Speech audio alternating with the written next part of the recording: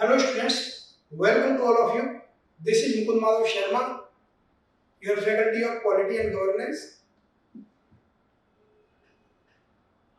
अभी हम भारतीय संविधान की उद्देशिका या प्रस्ताव को समझने का प्रयास करेंगे। उद्देशिका या प्रस्तावना, उद्देशिका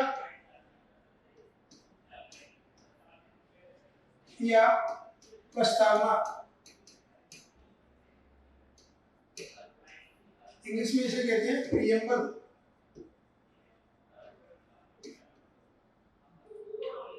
प्रीएम्बल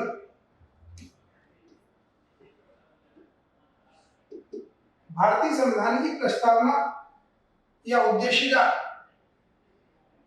पूरे संविधान का सार है। यह संविधान के उद्देश्यों, आदर्शों, लक्ष्यों, मूल्यों इत्यादि को संदर्भित करती है।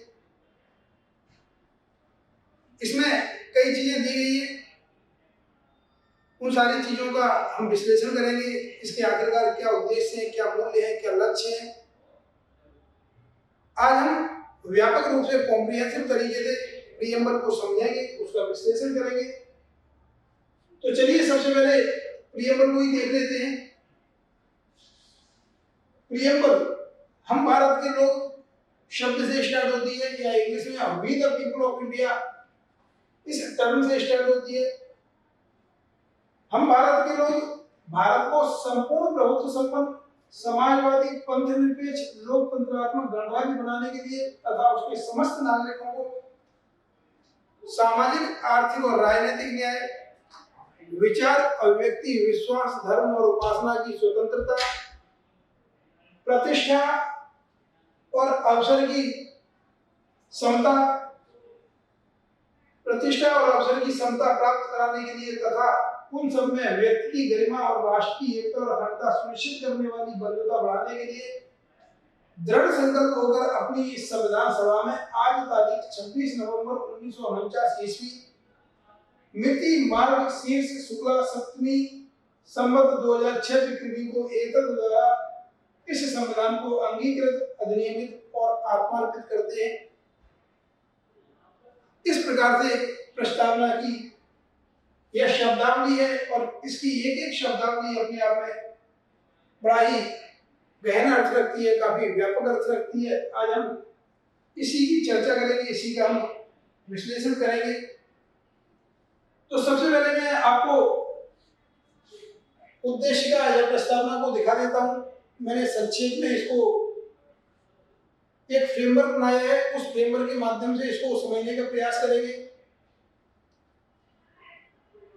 इस फ्रेमवर्क के माध्यम से हम समझने का प्रयास करेंगे प्रस्तावना को। संविधान की प्रस्तावना या उद्देशिका जवाहरलाल नेहरू के उद्देश्य प्रस्ताव पर आधारित है, जिसे उन्होंने 13 दिसंबर 1946 को संविधान सभा में प्रस्तुत किया था। उद्देश्य प्रस्ताव जवाहरलाल नेहरू जी ने 13 दिसंबर 1946 को प्रस्तुत किया संविधान सभा में और 22 जनवरी 1947 को इस उद्देश्य प्रस्ताव को संविधान सभा ने स्वीकार कर दिया। इसी पर आधारित है हमारे संविधान की प्रस्तावना। इसी पर आधारित है हमारे संविधान की प्रस्तावना।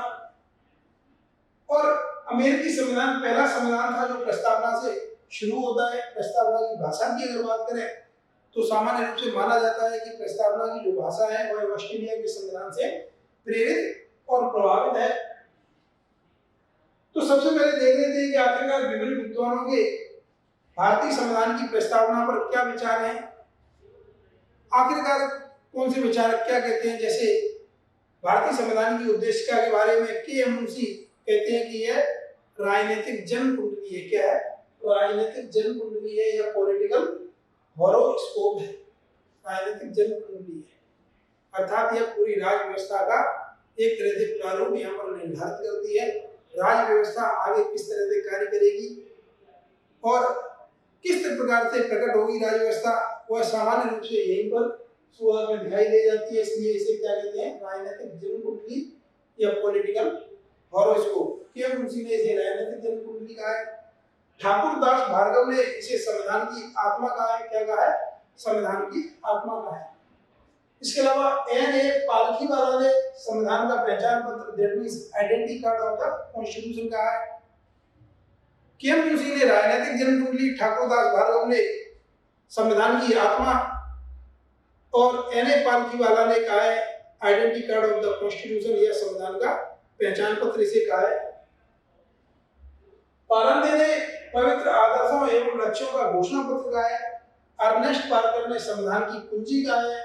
ग्रैनविले ऑस्टिन ने आधारभूत रूप से सामाजिक दस्तावेज कहा है। यही नहीं, एम बी पायली ने इसे एक तरह से कमेंट देते हुए कहा है कि यह तो वकीलों का स्वर्ग है, जब जब संविधान की व्याख्या करने की आवश्यकता होगी तो ऐसे में वकीलों के लिए एक तरह से स्वर्ग होगा, वकील इसका फायदा उठाएंगे, ऐसा इन्होंने कहा, एम बी पायली ने। इसके बारे में मैं आपको बताना चाहूंगा, मूल संविधान के अन्य पृष्ठों के साथ ही प्रस्तावना के पृष्ठ को, जो प्रस्तावना का पृष्ठ है उसको जबलपुर के ब्यावर राम मनोहर सिन्हा ने आचार्य नंदलाल बोस के साथ मिलकर डिजाइन और सजावट की थी। जो प्रस्तावना का जो पेज है उसे जो डिजाइन किया है वो किसने डिजाइन किया है? वो डिजाइन और सजावट की है ब्यावर राम मनोहर सिन्हा ने आचार्य नंदलाल बोस के नेतृत्व में। आचार्य नंदलाल बोस के नेतृत्व में सजावट की है, चित्रकारी की है, डिजाइन किया है। ये सामान्य सी बात है। इसके अलावा अगर हम बात करें कि आखिरकार संविधान की प्रस्तावना में क्या दिया हुआ है, संविधान की प्रस्तावना में सबसे पहले हम देख सकते हैं सत्ता का स्रोत है, सत्ता का स्वरूप है, सत्ता का लक्ष्य है। इसके अलावा इसके अंदर बहुत सारे मूल्य छिपे हुए हैं। जैसे सत्ता के स्रोत के बारे में बात करें कि आखिरकार सत्ता का स्रोत क्या है, तो we the people of India, source of authority क्या है? जनता है। सोर्स ऑफ अथॉरिटी क्या है? जनता है।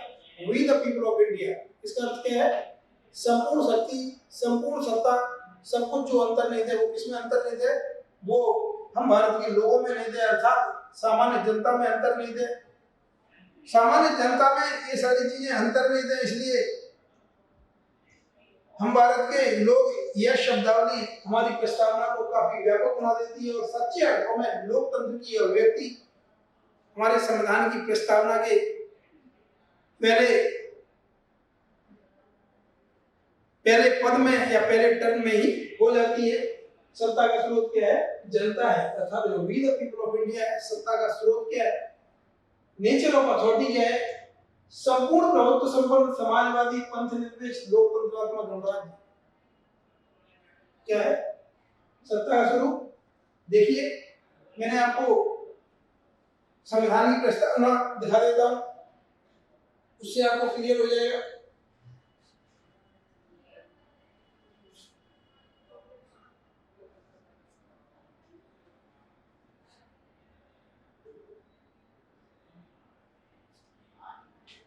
तो यहाँ पर क्या है कि सत्ता का स्वरूप, नेचर ऑफ अथॉरिटी क्या है? नेचर ऑफ अथॉरिटी जो है यहाँ पर, नेचर ऑफ अथॉरिटी क्या है?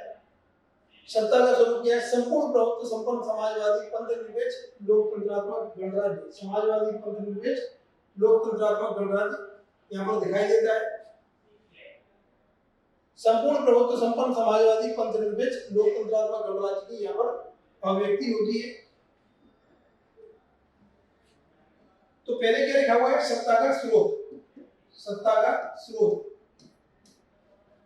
और सत्ता का स्रोत क्या है? हम भारत के लोग।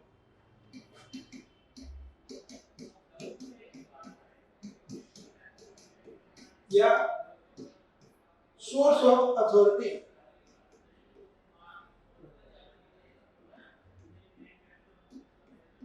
सोर्स ऑफ अथॉरिटी है जनता है।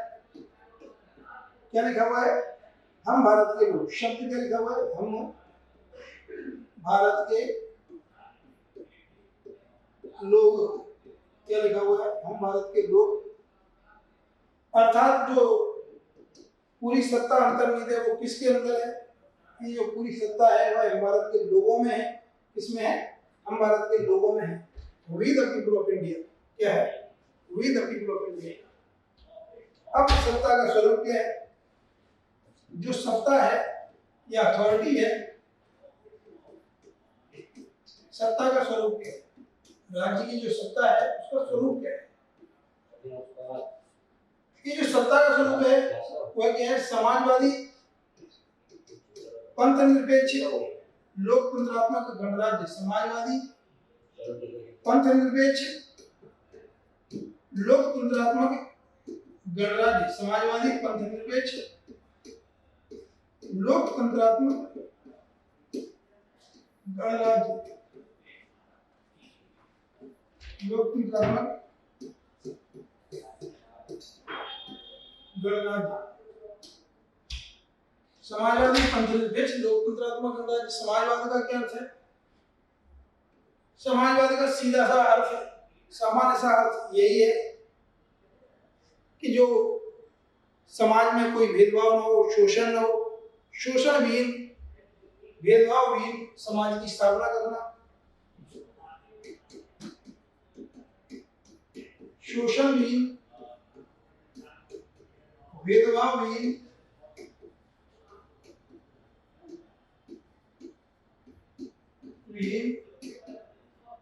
समाज की स्थापना करना। शोषणविहीन, भेदभावहीन समाज की स्थापना करना। समतापरक समाज की स्थापना करना।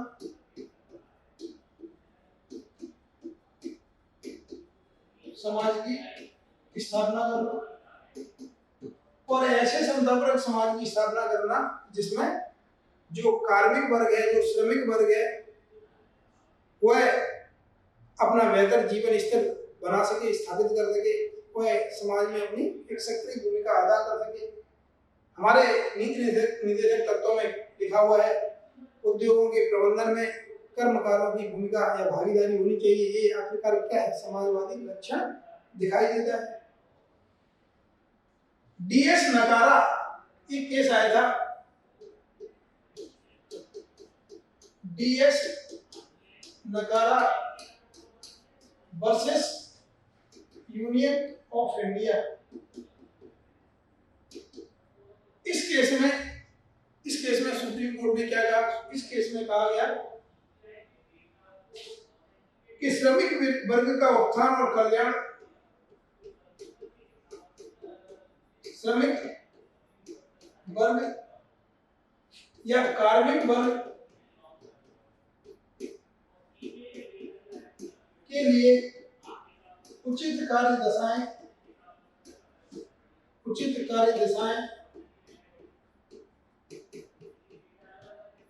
समतापरक व्यवहार,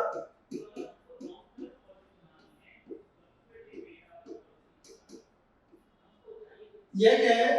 यह समाजवाद है। समाजवाद को इस रूप में देखा गया। इसके अलावा शोषणविहीन, भेदभावहीन समाज की स्थापना करना, समतापरक समाज की स्थापना करना, सामान्य रूप से इसे समाजवादी कहा जाता है। इसे क्या कहा जाता है? एक समाजवादी राज्य की स्थापना करना सामान्य रूप से कहा जाता है। तो समाजवादी राज्य इस तरह से अपने आप में एक व्यापक समाज होता है और इसमें शोषणविहीन, समतापरक समाज की स्थापना पर पूरा बल दिया जाता है। संविधान निर्माता नहीं चाहते थे कि संविधान किसी विचारधारा या सिद्धांत विशेष से जुड़ा हो, सिद्धांत विशेष से या किसी विचारधारा विशेष से जुड़ा हो। हमारे संविधान विशेषज्ञ ऐसा नहीं चाहते थे और चूंकि वह ऐसा नहीं चाहते थे इसलिए उन्होंने किसी आर्थिक सिद्धांत, विचारधारा या किसी से जोड़कर हमारे संविधान को नहीं देखा। उन्होंने समाजवाद इत्यादि का उल्लेख नहीं किया और समाजवाद को हम 42वें संविधान संशोधन 1976 के माध्यम से ही देख सकते हैं।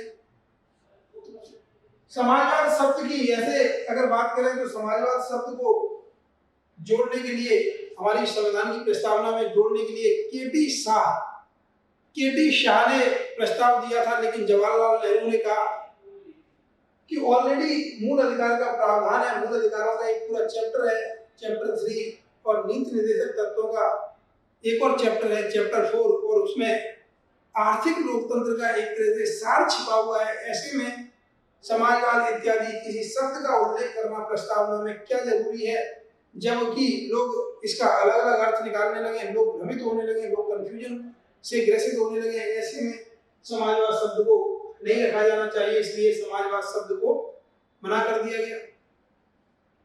इसके अलावा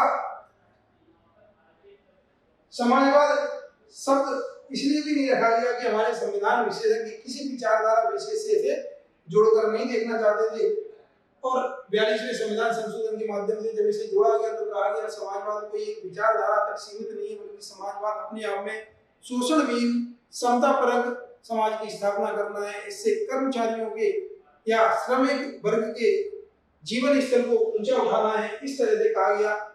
इसके बारे में समाजवाद के बारे में तो समाजवाद के बारे में मैंने आपको काफी व्यापक तरीके से बता दिया।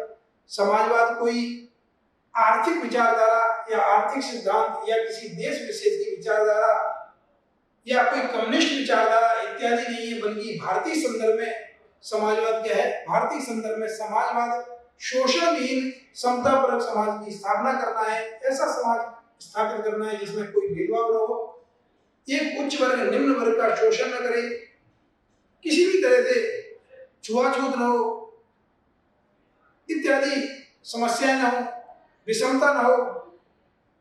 इसके अलावा कर्मचारी भी बेहतर अपना जीवन स्तर को जी सके, ऐसी जब व्यवस्था होगी तो क्या होगी? समाजवाद होगी। और डीएस नजारा वर्सेस यूनियन ऑफ इंडिया, इस केस में कहा गया कि श्रमिक वर्ग कार्मिक वर्ग के लिए उचित कार्य दशाएं समता पर व्यवहार इत्यादि ही समाजवाद के रूप में देखा जा सकता है। तो इस तरह से समाजवाद को परिभाषित किया गया है। मैंने आपको यह भी बताया कि संविधान सभा में केटी शाह ने, जो संविधान सभा के एक सदस्य थे, उन्होंने एक प्रस्ताव रखा था कि समाजवाद शब्द जोड़ दिया जाए, और जवाहरलाल नेहरू ने इसका विरोध किया, कहा कि समाजवाद शब्द अगर जोड़ेंगे तो ऐसा लगता है कि कोई विचारधारा या कोई सिद्धांत विशेष है, और ऐसे में लोग इसका अलग अलग अर्थ निकालेंगे, लोग कंफ्यूज होंगे, इसलिए इसको नहीं जोड़ा जाना चाहिए। हमने ऑलरेडी मूल अधिकार और नीति निर्देशक तत्वों का एक सेपरेट चैप्टर रखा है, आर्थिक लोकतंत्र का वह सार है। ऐसे में समाजवाद शब्द को जोड़ना कोई आवश्यक नहीं। ये चीज समाजवाद के बारे में कहा गया। अब बात आती है पंथ निरपेक्ष। ये पंथ निरपेक्ष क्या होता है? ये आखिरकार पंथ निरपेक्षता, इसका क्या अर्थ है? सेकुलर, इंग्लिश में कहते हैं सेकुलर। इंग्लिश में क्या कहेंगे? इसे कहेंगे सेकुलर। इंग्लिश में क्या कहेंगे? सेकुलरिज्म। तो आखिरकार ये सेकुलरिज्म क्या होती है? अगर इस सेकुलरिज्म को देखें तो सेकुलरिज्म अपने आप में एक व्यापक संदर्भ है। संपूर्ण प्रभुत्व संपन्न समाजवादी पंथ निरपेक्ष लोकतंत्रात्मक गणराज्य की संपूर्ण प्रभुत्व संपन्न भी शब्द में बता दूंगा। पहले समाजवादी बता दिया, पंथ निरपेक्ष बता देता हूँ, सेकुलरिज्म बता देता हूँ। सेकुलरिज्म क्या होती है? देखिए सेकुलरिज्म क्या होती है, मैं अलग से ही थोड़ा ब्रॉडर कॉन्टेक्स्ट में समझाऊंगा, इसलिए सेकुलरिज्म को अलग ही लिख लेते हैं। पंथ निरपेक्ष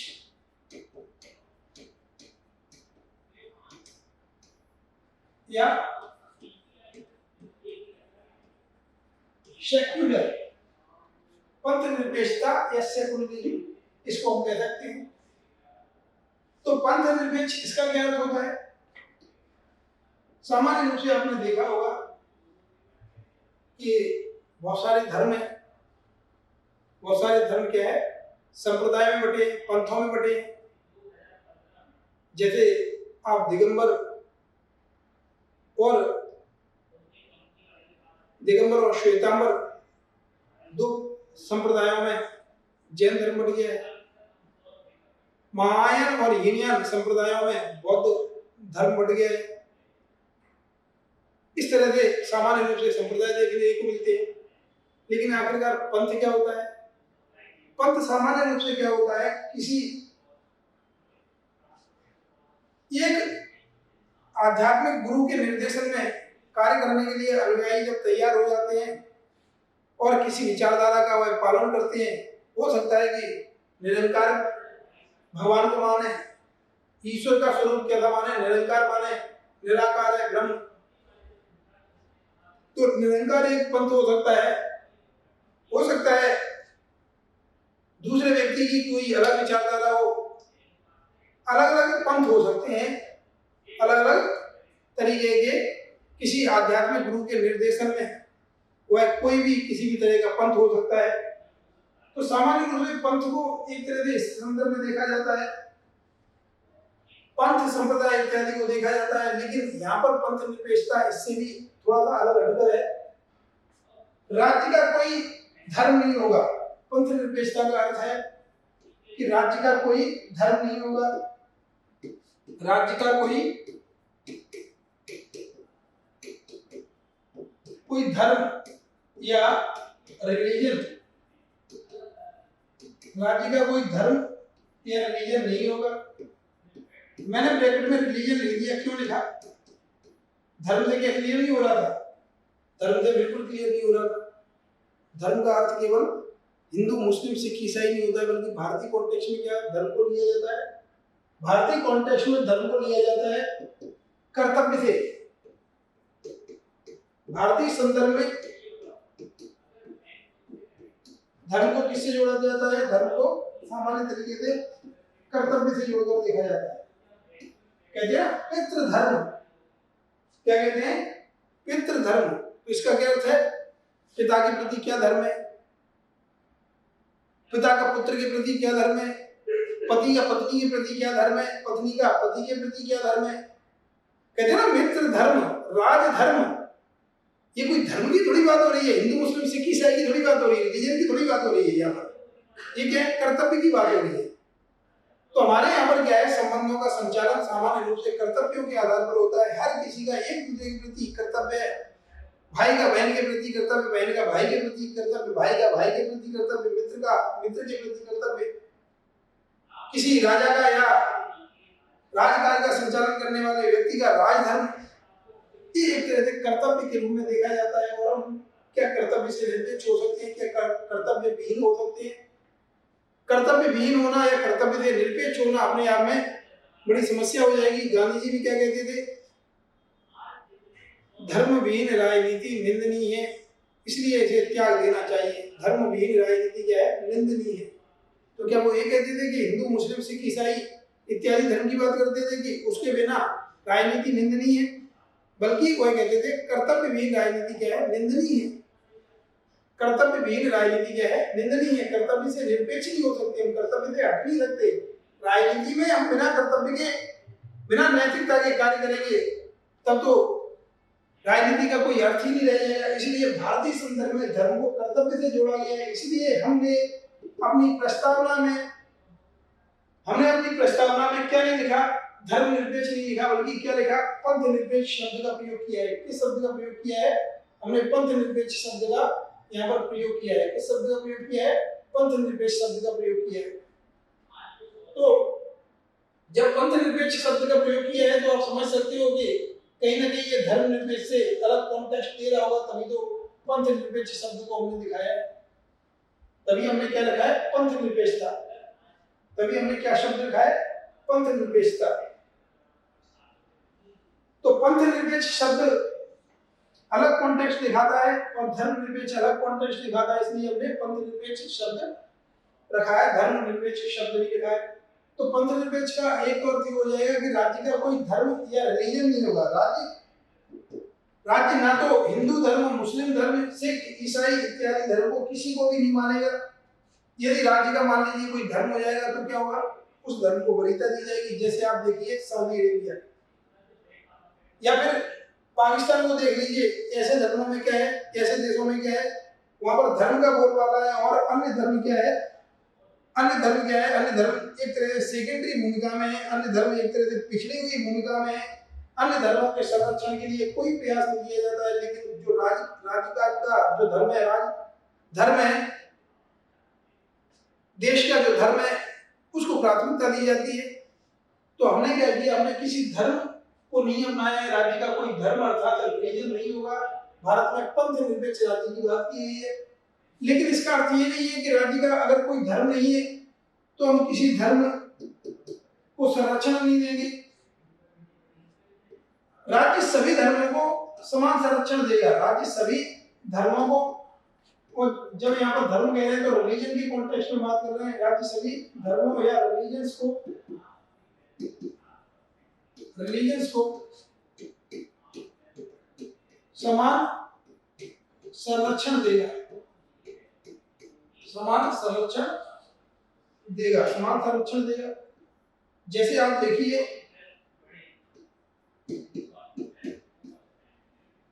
राज्य सभी धर्मों को क्या करेगा, समान संरक्षण देगा। इसी प्रस्तावना में आगे क्या लिखा हुआ है, भारत के लोग भारत को संपूर्ण प्रभुत्व संपन्न समाजवादी पंथ निरपेक्ष लोकतंत्रात्मक गणराज्य तथा इसके आगे भी क्या लिखा हुआ है कि विचार अभिव्यक्ति विश्वास धर्म और उपासना की स्वतंत्रता, किसकी स्वतंत्रता, धर्म की स्वतंत्रता दी गई है।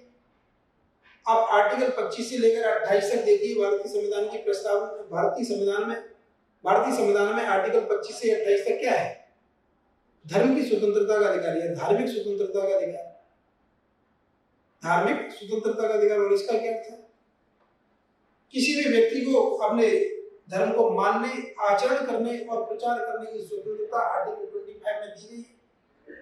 अंतःकरण की स्वतंत्रता है, अंतःकरण का अधिकार है, राइट टू कंसेंस। अंतःकरण की स्वतंत्रता, हम अपने आप में कुछ विचार कर सकते हैं, आस्था रख सकते हैं, किसी भी धर्म में हम आचरण कर सकते हैं, प्रचार कर सकते हैं, मान सकते हैं उसे, ऐसा आर्टिकल 25 में लिखा है। इसके अलावा हम अपने धार्मिक कार्यों का प्रबंधन करने के लिए विभिन्न संस्थाओं की स्थापना भी कर सकते हैं। तो आखिरकार ये क्या है, धार्मिक स्वतंत्रता है, सभी धर्मों को राज्य क्या करेगा, समान संरक्षण देगा। आप देखिए कि हिंदू धर्म के लिए आप अमरनाथ यात्रा पर जाएंगे तो क्या होगा, सब्सिडी दी जाएगी। अमरनाथ यात्रा जाएंगे तो क्या होगा, आपको सब्सिडी दी जाती है यहाँ पर। इसी तरह से सब्सिडी अर्थात आपको यात्रा में कई तरह से किराए वगैरह और अन्य चीजों में रहने ठहरने इत्यादि में क्या होगी, सब्सिडी मिलेगी, राहत मिल जाएगी। इसी तरह से जो मुस्लिम वो होते हैं वो हज यात्रा पर जाते हैं, तो जब वो हज यात्रा पर जाते हैं तो वहां पर भी क्या होता है, उनको सामान्य रूप से सब्सिडी दी जाती है, कुछ राहत दी जाती है। तो क्या है, अभी हाल ही में क्या है, आप देखिए सिख धर्म में भी आप सिख लोग भी कहीं पर जाते हैं गुरुद्वारे वगैरह या कहीं पर पवित्र स्थल पर जाते हैं तो उनको भी सामान्य रूप से क्या है कि राहत दी जाती है। तो कुल मिलाकर क्या है, सभी धर्मों को समान संरक्षण देगा। तो देखिए वेस्टर्न कॉन्सेप्ट क्या है, राज्य का कोई धर्म नहीं होगा, राज्य का न तो कोई रिलीजन है और ना ही रिलीजन से कोई संबंध रखेगा राज्य। लेकिन भारत के संदर्भ में क्या है, भारत के संदर्भ में ऐसा नहीं, राज्य का बेशक कोई धर्म नहीं है, कोई रिलीजन नहीं है, फिर भी क्या है, सभी रिलीजन्स को राज्य क्या करेगा, स्टेट क्या करेगा, समान संरक्षण देगा। क्या समान संरक्षण मिलेगा, कोई भेदभाव नहीं होगा। बेशक राज्य का कोई धर्म न हो लेकिन फिर भी किसी के साथ कोई भेदभाव नहीं होगा, सभी को समान संरक्षण मिलेगा। और भारत में जो धर्म निरपेक्षता है, पंथ निरपेक्षता देखने को मिलती है, वह कैसी देखने को मिलती है, वह पंथ निरपेक्षता इस रूप में देखने को मिलती है कि अगर किसी धर्म में भेदभाव है, धर्म में मान लीजिए कुरीतियां हैं, तो उनको भी दूर करने के लिए राज्य हस्तक्षेप कर सकता है। लेकिन जो वेस्टर्न या यूरोपियन कॉन्सेप्ट है धर्म निरपेक्षता का, तो उसमें कहा जाता है कि राज्य धार्मिक मामलों में कोई हस्तक्षेप नहीं करेगा और धर्म राज्य के मामलों में कोई भी हस्तक्षेप नहीं करेगा, दोनों एकदम एक दूसरे से दूर है। राज्य क्या करेगा, राज्य जब दो धर्मों के बीच में असमानता है तो उस असमानता को दूर करने का तो प्रयास करेगा, लेकिन किसी विशिष्ट धर्म में यदि धार्मिक रूप से असमानता है, भेदभाव है, शोषण है, तो उसके संदर्भ में राज्य कोई हस्तक्षेप नहीं करेगा। सामान्य रूप से वेस्टर्न या यूरोपीय कंसेप्ट में इस तरह से आपको अवधारणाएं देखने को मिलती हैं। लेकिन भारत में क्या है, ना तो दो धर्मों के बीच में किसी तरह की असमानता और भेदभाव होगा और ना ही धर्म के अंदर यदि किसी तरह से कुरीतियां व्याप्त हैं, भेदभाव व्याप्त हैं, तो उनको भी राज्य दूर करने के लिए धर्म के मामले में हस्तक्षेप कर सकता है। उदाहरण के रूप में अगर देखें तो उदाहरण के रूप में आप देख सकते हैं मंदिर प्रवेश आंदोलन काफी कई दशकों से चल रहा है लगातार, और मंदिर प्रवेश के लिए राज्य ने क्या किया है, हस्तक्षेप किया है।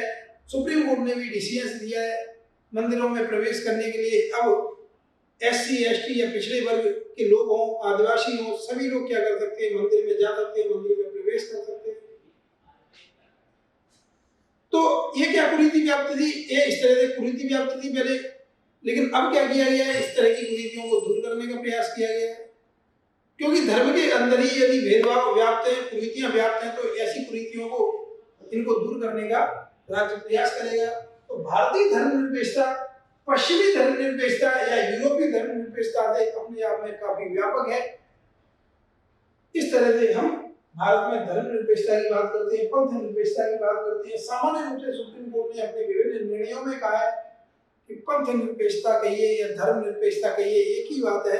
सामान्य जनता को समझने में कोई किसी तरह की प्रॉब्लम न हो, इसलिए पंथ निरपेक्षता को आप धर्मनिरपेक्षता या धर्मनिरपेक्षता को पंथ निरपेक्षता कहिए, कोई विशेष अंतर नहीं है। लेकिन अगर विशिष्ट रूप में देखें, हमने अपनी संविधान में पंथ निरपेक्षता रखा है, तो इसीलिए रखा है क्योंकि पंथ अलग होता है और धर्म अपने आप में एक व्यापक अवधारणा होती है। धर्म को केवल रिलीजन से नहीं जोड़ा जा सकता। भारतीय कॉन्टेक्स्ट में धर्म को कर्तव्य से जोड़ा जाता है, एक दूसरे के प्रति कर्तव्यों से जोड़कर देखा जाता है। तो धर्मनिरपेक्षता को हमने देख लिया, पंथ निरपेक्षता को देख लिया। संविधान सभा में एक संविधान सभा के सदस्य ब्रजेश्वर प्रसाद, तो उन्होंने कहा कि पंथ निरपेक्षता को जोड़ दीजिए संविधान की प्रस्तावना में पंथ निरपेक्षता शब्द जोड़ा जाना चाहिए। देखिए, मैं आपको फिर से मैं बता देता हूं कि जो पंथ निरपेक्षता शब्द और समाजवाद पंथ निरपेक्ष, ये जो शब्द थे वह 42nd अमेंडमेंट एक्ट 42वें संविधान संशोधन 1976 के माध्यम से जोड़े गए थे। पहले शुरुआत में प्रस्तावना में इन शब्दों का उल्लेख नहीं किया गया है।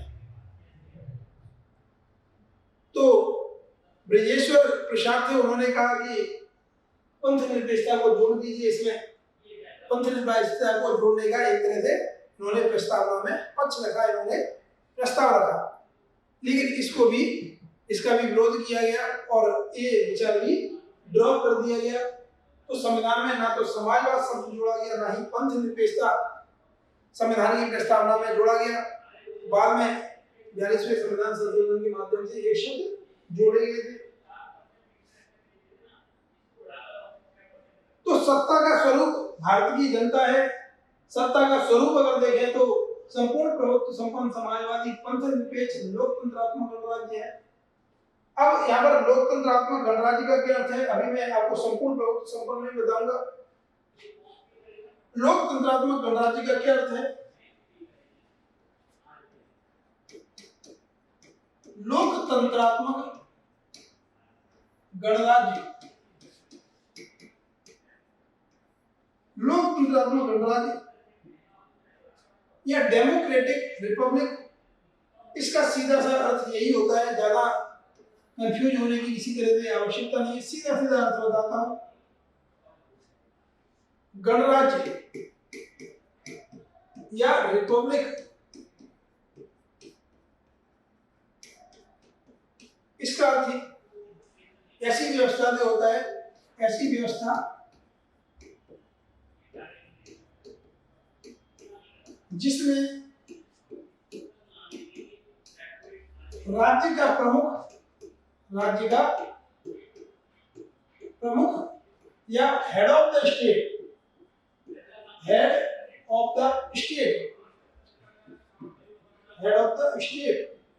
भारत में हेड ऑफ स्टेट कौन है? बताइए, भारत में हेड ऑफ स्टेट कौन है? भारत में हेड ऑफ स्टेट कौन है, बताइए, लिख लीजिए। भारत में राज्य का प्रमुख कौन है, हेड ऑफ द स्टेट कौन है? पता है आपको तो बताइए। ऐसी व्यवस्था जिसमें राज्य का प्रमुख निर्वाचित हो, राज्य का प्रमुख क्या हो? निर्वाचित होना चाहिए, इलेक्टेड होना चाहिए, निर्वाचित या इलेक्टेड हो, उसका पद, या दूसरे शब्दों में कहते हैं कि वह बलशानुमत रूप से चुना नहीं जाना चाहिए, उसे बलशानुमत रूप से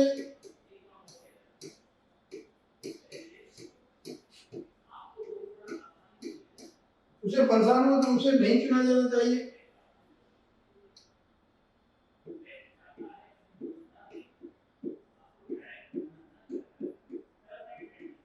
उसे वंशानुगत रूप से नहीं चुना जाना चाहिए। उसे वंशानुगत रूप से नहीं चुना जाना चाहिए।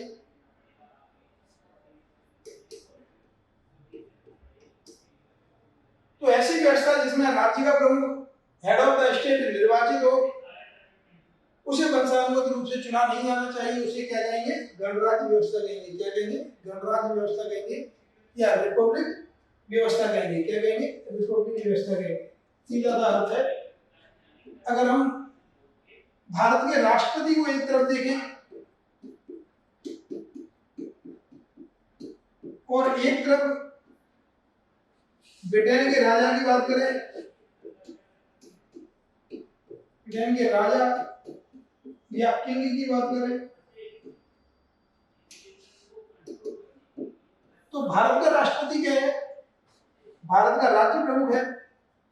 भारत का राज्य प्रमुख है या हेड ऑफ द स्टेट है।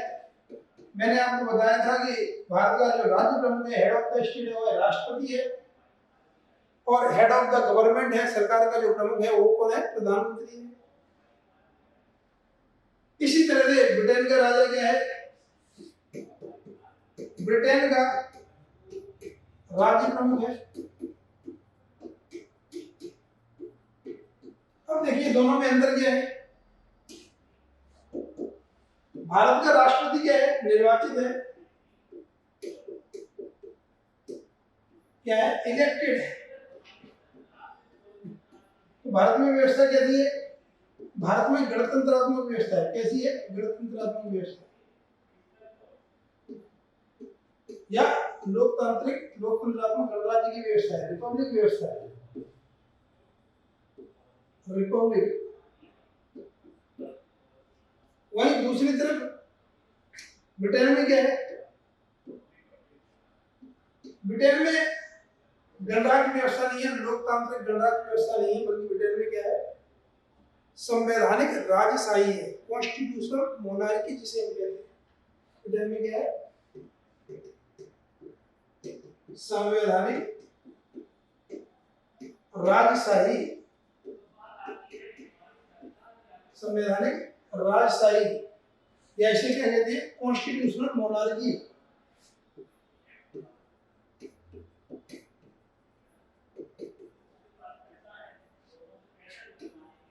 मोनार्की,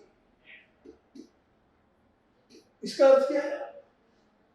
संवैधानिक राजशाही या कॉन्स्टिट्यूशनल मोनार्की का सीधा सा अर्थ है कि वहां पर क्या किया गया? राजशाही या मोनार्की या राजा के पद को संवैधानिक रूप से ही स्वीकार किया गया है।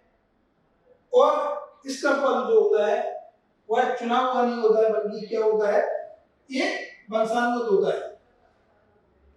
यह राजा का पद क्या होता है? वंशानुगत होता है। राजा का पद क्या होता है? वंशानुगत होता है। राजा का पद, राजा या सम्राट या किंग का पद वंशानुगत।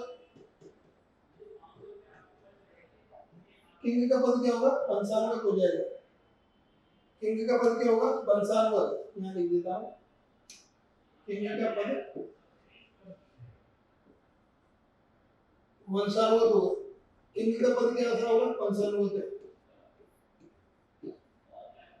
अर्थात भारत में अगर कोई आदिवासी सोचे कि मैं काश राष्ट्रपति बन जाता तो कितना बेहतर होता, राष्ट्रपति बनने के लिए प्रयास करेगा और हो सकता है कि राष्ट्रपति बन भी जाए। जैसे उदाहरण के रूप में ले लीजिए, अभी हाल ही में द्रौपदी मुर्मू भारत की राष्ट्रपति बनी है, आदिवासी समुदाय से बिलोंग करती है। भारत की राष्ट्रपति बन गई। सोचिए एक सामान्य सी नागरिक भारत की राष्ट्रपति बन गई। कोई भी व्यक्ति किसी भी शीर्ष स्तर तक भी जा सकता है भारत में, क्योंकि भारत में क्या है? लोकतंत्रात्मक गणराज्य व्यवस्था है। लेकिन ब्रिटेन में अगर एक सामान्य नागरिक चाहे कि काश मैं ब्रिटेन का राजा होता, काश मैं ब्रिटेन का राजा होता तो मैं ऐसा करता, मैं ऐसा करता, आप वहां पर सोच ही सकते हो, आप वहां पर राजा बन नहीं सकते हो, भारत में राष्ट्रपति बन सकते हो लेकिन ब्रिटेन के राजा नहीं बन सकते, क्योंकि वो कैसे बनेगा, वो तो वंशानुगत बनेगा, वंश के आधार पर, पीढ़ी के आधार पर लगातार बनता जाएगा। तो वहां पर क्या है, संवैधानिक राजशाही है, इसलिए ब्रिटेन को हम रिपब्लिक नहीं कहते, ब्रिटेन को रिपब्लिक कभी नहीं कहते, ब्रिटेन कभी भी रिपब्लिक नहीं माना जाता है। क्यों नहीं माना जाता है, क्योंकि वहां पर राजा क्या होता है, वंशानुगत रूप से चुना जाता है, संवैधानिक राजशाही दिखाई देती है। तो ये मूलभूत रूप से भारत के राष्ट्रपति और ब्रिटेन के राजा में अंतर है। भारत में गणराज्य व्यवस्था और ब्रिटेन में गणराज्य व्यवस्था नहीं है, ये आपको सामान्य रूप से पता होनी चाहिए। तो हम भारत के लोग भारत को संपूर्ण प्रभुत्व संपन्न समाजवादी पंथी लोकतंत्रात्मक गणराज्य ऐसे प्रावधान किए गए हम भारत के लोग।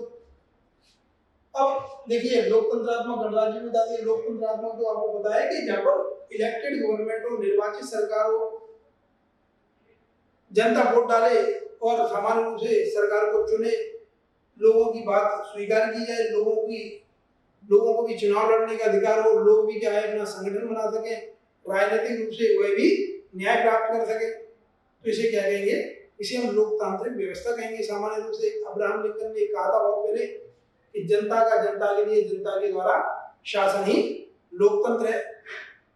सामान्य शब्दों में हम इसे निर्वाचित सरकार, निष्पक्ष रूप से सरकार चुनी जाती है, निष्पक्ष व्यवस्था होती है, तो हम कहते हैं कि यहाँ पर लोकतांत्रिक व्यवस्था है, सामान्य शब्दों में। अब इसको देखिए, संपूर्ण प्रभुत्व संपन्न का आखिरकार अर्थ क्या है, संपूर्ण प्रभुत्व संपन्न, संपूर्ण प्रभुत्व संपन्न शब्द का अर्थ क्या है उसको देख लेते हैं। सोवरेन,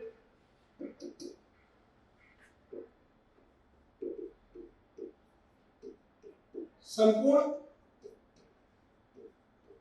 प्रभुत्व संपन्न, संपूर्ण प्रभुत्व संपन्न या सोवरेन, क्या कहते हैं, सोवरेन। तो मैंने आपको शुरुआत में भी बताई थी कि संप्रभुता कहें या राज्य को संपूर्ण प्रभुत्व संपन्न कहें, सामान्य रूप से एक ही बात है। तो राज्य संपूर्ण प्रभुत्व संपन्न कब होगा, मैंने आपको बताया था शुरुआत में कि संप्रभुता एक ऐसी अवधारणा है, संप्रभुता एक ऐसी राजनीतिक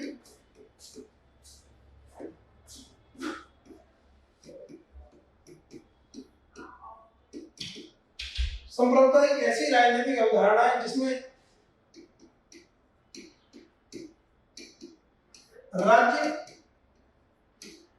राज्य आंतरिक रूप से सर्वोच्च,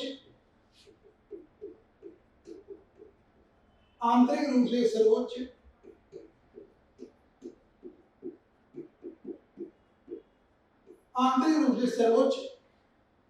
एवं बाह्य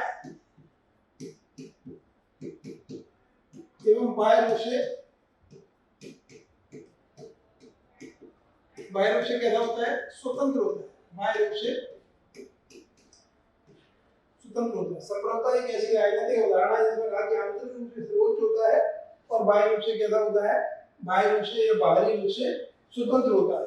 इसका क्या अर्थ हुआ,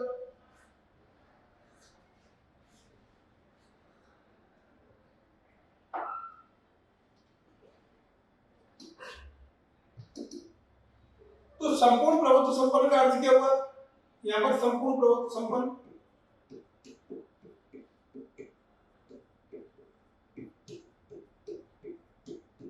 संपन्न या सोवरेन, संपूर्ण प्रभुत्व संपन्न या सोवरेन राज्य की बात आती है तो क्या कहेंगे इसे, संपूर्ण प्रभुत्व संपन्न या सोवरेन राज्य की जब बात करते हैं तो ऐसा राज्य जिसके पास संप्रभुता हो या सोवरेनिटी हो, अर्थात ऐसा राज्य जो आंतरिक रूप से सर्वोच्च हो, उसे कोई भी चैलेंज नहीं कर सके और बाहरी रूप से वह क्या होना चाहिए, स्वतंत्र होना चाहिए, वह स्वतंत्र विदेश नीति को अपना सके आप जैसे उदाहरण देख लीजिए, अभी रूस और यूक्रेन युद्ध चल रहा है, रूस यूक्रेन के बीच में युद्ध चल रहा है, रूस मिसाइल पे मिसाइल गिराया जा रहा है, अब तो ईरान के ड्रोन की मदद से भी यूक्रेन का बुरा हाल कर रखा है। तो रशिया यूक्रेन दो पक्षों के बीच में लगातार युद्ध चल रहा है। ऐसे में अमेरिका ने खूब दबाव डाला कि आप रशिया की आलोचना करिए। वह रूस क्या कर रहा है, मानवाधिकारों का उल्लंघन कर रहा है, आप क्या कीजिए, आप उसकी आलोचना कीजिए, विरोध कीजिए और रूस से क्रूड ऑयल खरीदना बंद कर लीजिए। तो भारत के विदेश मंत्री एस जयशंकर ने क्या कहा, भारत जितना तेल एक महीने में खरीदता है, भारत जितना तेल एक महीने में रूस से खरीदता है, यूरोप आधे दिन में ही खरीद लेता है। पहले उसको तो रोको, हमको तो जहां से बेहतर डील मिलेगी हम वहां से तेल खरीदेंगे। हमने कैसे निर्णय लिया, राष्ट्रीय हितों से प्रेरित होकर निर्णय लिया, क्योंकि हमारे भूतपूर्व सोवियत संघ के समय से रूस के साथ बेहतर संबंध है और हम ऐसे संबंधों को गंवा नहीं सकते हैं। तो भारत ने क्या किया, भारत ने स्वतंत्र विदेशी नीति अपनाई है। भारत ने क्या किया है, स्वतंत्र विदेश नीति अपनाई है, एक इंडिपेंडेंट फॉरेन पॉलिसी अपनाई है। राज्य भारत का जो भारत राज्य है, भारत राज्य आंतरिक रूप से सर्वोच्च है, साथ ही बाह्य रूप से क्या है, स्वतंत्र है, किसी के दबाव में कार्य नहीं करता है। भारत क्या है, भारत क्या है, संप्रभु राज्य है। भारत क्या है, संपूर्ण प्रभुत्व संपन्न है, संपूर्ण प्रभुत्व संपन्न है, अर्थात भारत क्या है, सोवरेन है। भारत क्या है, सोवरेन कंट्री है। और इसका सीधा सा अर्थ है, इसका सीधा सा अर्थ यही है कि भारत को ना तो आंतरिक रूप से कोई चैलेंज कर सकता, भारत क्या है, आंतरिक रूप से सर्वोच्च है, कोई उसको चैलेंज नहीं कर सकता। कोई दूसरी भारत में सत्ता नहीं है जो कहे कि नहीं हम भारत को नहीं स्वीकार करेंगे, भारत की सरकार की सत्ता को नहीं स्वीकार करेंगे, हम कोई ऐसी आलोचना करने वाला नहीं है, कोई भारत की सत्ता को चैलेंज करने वाला नहीं है। आंतरिक रूप से क्या है, सर्वोच्च है। कोई भी भारत की सरकार नीति बना सकती है, कार्यक्रम बना सकती है और अपने नागरिकों के कल्याण के लिए कोई भी उपाय कर सकती है, उस पर कोई भी उसको चैलेंज नहीं कर सकता है। देखिए, चैलेंज करने का अर्थ ये नहीं है कि कोई नेगेटिव तरीके से चैलेंज करे। देखिए, संसद के कानून को न्यायपालिका में चैलेंज किया जाता है तो इसका अर्थ ये नहीं है कि ये चैलेंज हो गया और राज्य की संप्रभुता कम होगी। देखिए, राज्य क्या है, राज्य अपने आप में ब्रॉडर कॉन्टेक्स्ट है। राज्य की जो व्यवस्था सरकार के माध्यम से चलाई जाती है और सरकार के सामने रूप से 3 अंग होते हैं, विधायिका, कार्यपालिका, न्यायपालिका। तो सरकार के ही अंग है अपने आप में, विधायिका, कार्यपालिका, न्यायपालिका। सरकार को कोई अलग से चैलेंज नहीं करने जा रहा है। सरकार को कोई ये चैलेंज नहीं करेगा कि नहीं अब हमारी सरकार होगी, अब हमारे आदेश चलेंगे, हम आपके आदेशों को क्यों माने। कोई बाहर से कोई चैलेंज नहीं कर सकता। संसद के कानून को बेशक न्यायपालिका में चैलेंज किया जाए, उससे उसका कोई दिक्कत नहीं है, लेकिन बाहर से सरकार के अंगों के अलावा कोई इंडिपेंडेंट कोई सत्ता चैलेंज नहीं कर सकती कि हम भारत की सत्ता और संप्रभुता को स्वीकार नहीं करेंगे, भारत के कानूनों को स्वीकार नहीं करेंगे। कोई भारत में रहकर ऐसा नहीं कह सकता।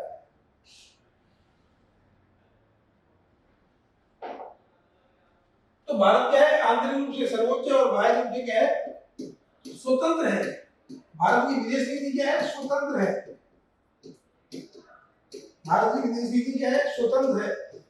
कोई ये नहीं कह सकता कि आप इस सम्मेलन में, इस संगठन में शामिल हो जाओ और इस संगठन से बाहर हो जाओ। नहीं तो अमेरिका क्या करता, बहुत पहले ही भारत को नाटो में शामिल कर लेता, कहता कि भाई नाटो में आ जाओ जरा। नॉर्थ अटलांटिक ट्रीटी ऑर्गेनाइजेशन 1949 में साइन हुई। तो भारत किसी सुरक्षा संगठन या अन्य किसी प्रकार के संगठन में शामिल नहीं है। भारत क्या है, गुटनिरपेक्ष देश है। भारत क्या अपनाता है, स्वतंत्र विदेश नीति का पालन करता है। ना तो वह रशिया के विरोध में जाएगा, ना तो अमेरिका के विरोध में जाएगा, वह किसी के विरोध में काम नहीं करता है। भारत क्या है, स्वतंत्र विदेशी नीति अपनाता है। भारत पर किसी भी तरह से कोई दबाव नहीं डाल सकता। और ये तो वर्तमान में देखा जाए तो वर्तमान में भारत स्वतंत्र विदेश नीति के लिए एकदम फेमस है और इस समय पर तो पूरे विश्व भर में धाक जम चुकी है। स्वयं रूस के राष्ट्रपति व्लादिमीर पुतिन ने भी अभी हाल ही में भारत के प्रधानमंत्री नरेंद्र मोदी जी की स्वतंत्र विदेश नीति के लिए काफी ज्यादा तारीफ की। स्वतंत्र विदेश नीति के कारण ही आज हमारी इतनी प्रतिष्ठा और सम्मान देखा जा रहा है वैश्विक मंचों पर, विश्व स्तर पर आज हमारी जो प्रतिष्ठा बनी है वो शायद पहले कभी नहीं बनी थी। तो भारत क्या है, संपूर्ण प्रभुत्व संपन्न है, अर्थात आंतरिक रूप से कोई भी कानून बनाए, कोई भी नीति बनाए अपने नागरिकों के उत्थान, कल्याण और विकास के लिए उसको कोई चैलेंज नहीं कर सकता है। इसके अलावा विदेश नीति भी भारत क्या है स्वतंत्र रूप से अपनाता है। तो इस तरह से भारत क्या है संपूर्ण प्रभुत्व संपन्न है। भारत क्या है, भारत के पास में संप्रभुता है। भारत का एक राज्य है, राज्य के 4 तत्व होते हैं, जनसंख्या, भूगोल, सरकार और संप्रभुता। भारत के पास जनसंख्या भी है, भूगोल भी है, सरकार भी है निर्वाचित रूप से और संप्रभुता भी है, क्योंकि भारत क्या है अपने आप में सशक्त देश है, अपने आप में मजबूत देश है, उसे कोई चैलेंज नहीं कर सकता। बाहर से भी कोई आंख उठाकर नहीं देख सकता भारत की तरफ। शत्रुता बड़ी, शत्रु तो कई हो सकते हैं लेकिन भारत को कोई उसका कुछ भी नहीं कर पा रहे हैं। भारत क्या है अपने आप में संप्रभु देश है, भारत क्या है संपूर्ण प्रभुत्व संपन्न देश है। इस तरह से संपूर्ण प्रभुत्व संपन्न की ये परिभाषा है। तो हमने आपको संपूर्ण प्रभुत्व संपन्न समाजवादी पंथ निरपेक्ष लोकतंत्रात्मक गणराज्य इन शब्दों की एक तरह से व्याख्या कर दी, हमने इसको परिभाषित कर दिया, आपको बता दिया कि किस शब्द का क्या अर्थ है। उस तरह से हमने इन शब्दों के अर्थों को देख लिया है, इन शब्दों के अर्थों को हमने क्या किया है समझ लिया है, इन शब्दों के अर्थ को हमने क्या किया समझ लिया है।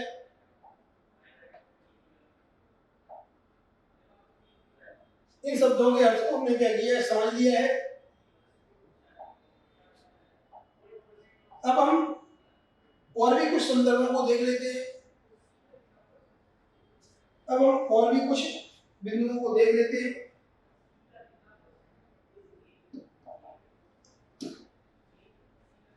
संपूर्ण प्रभुत्व संपन्न समाजवादी पंथ निरपेक्ष,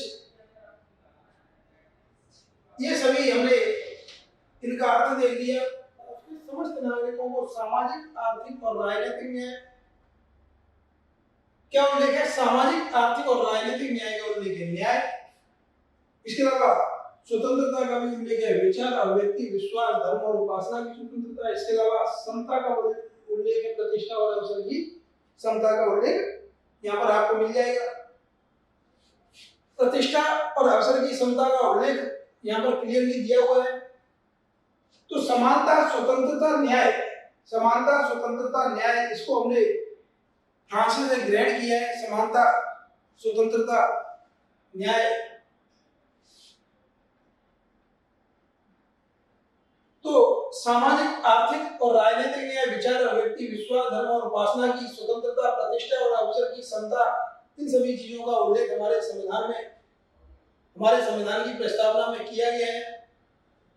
और इस तरह से यह अपने आप में काफी महत्वपूर्ण अवधारणा हमें दिखाई देती है। चलिए, ये प्रस्तावना तो हमने देख ली, प्रस्तावना के कुछ मूलभूत तत्वों को देख लिया। अब हम आगे के और भी मूल्य देख लेते हैं। प्रस्तावना में न केवल सत्ता का स्वरूप दिया गया है, बल्कि आखिरकार हमें किन किन मूल्यों को प्राप्त करना है यह भी उल्लेख किया गया है। आखिरकार किन किन मूल्यों को हमें प्राप्त करना है यह भी उल्लेख किया गया है। यहाँ पर किन किन मूल्यों का प्रावधान किया गया है उसको भी देख लेते हैं। देखिए, मूल्य जो दिए गए हैं वो है स्वतंत्रता, समानता और न्याय के मूल्य हैं, बंधुता का मूल्य, राष्ट्रीय एकता और अखंडता को बढ़ाने के लिए बंधुता का प्रावधान किया गया है। और ऐसे मूल्यों को हमें क्या करना है प्राप्त करना है, ऐसे मूल्यों को प्राप्त करना है। ऐसे मूल्यों को हमें क्या है प्राप्त करना है।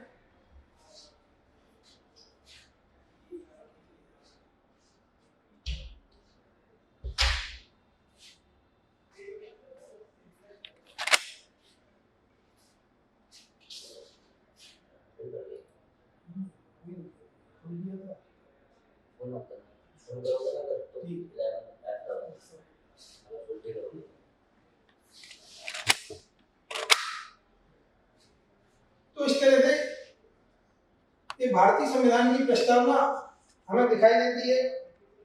अब जो डायग्राम पे आ जाते हैं, जो हमने डायग्राम आपको बनाया है, डायग्राम देखिए। संपूर्ण लोकतंत्र संपन्न समाजवादी पंथ में लोकतंत्रात्मक गणराज्य की बात हो गई। अब बात आती है सत्ता का लक्ष्य। आखिरकार सत्ता का लक्ष्य क्या है? अथॉरिटी का आखिरकार लक्ष्य क्या है? लक्ष्य है कुछ मूल्यों को प्राप्त करना। कौन कौन से मूल्यों को प्राप्त करना? न्याय, स्वतंत्रता, समता, व्यक्ति की गरिमा, राष्ट्रीय एकता और अखंडता, बंधुता, ये सभी मूल्यों को प्राप्त करना क्या है? लक्ष्य है। सत्ता का लक्ष्य या सरकार का लक्ष्य है कि सामाजिक आर्थिक न्याय मिले लोगों को। सामाजिक आर्थिक न्याय को क्या कहते हैं? वितरणात्मक न्याय भी कहते हैं। सामाजिक आर्थिक न्याय को क्या कहते हैं? वितरणात्मक न्याय। देखिए न्याय की बात की गई है, तो सत्ता का लक्ष्य क्या है? कुछ मूल्यों की प्राप्ति करना। सत्ता का लक्ष्य या sources of authority, sources of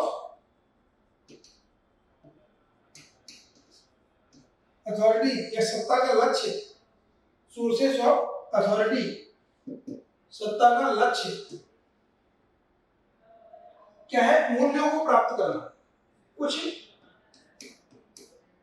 मूल्यों को प्रोत्साहित करना,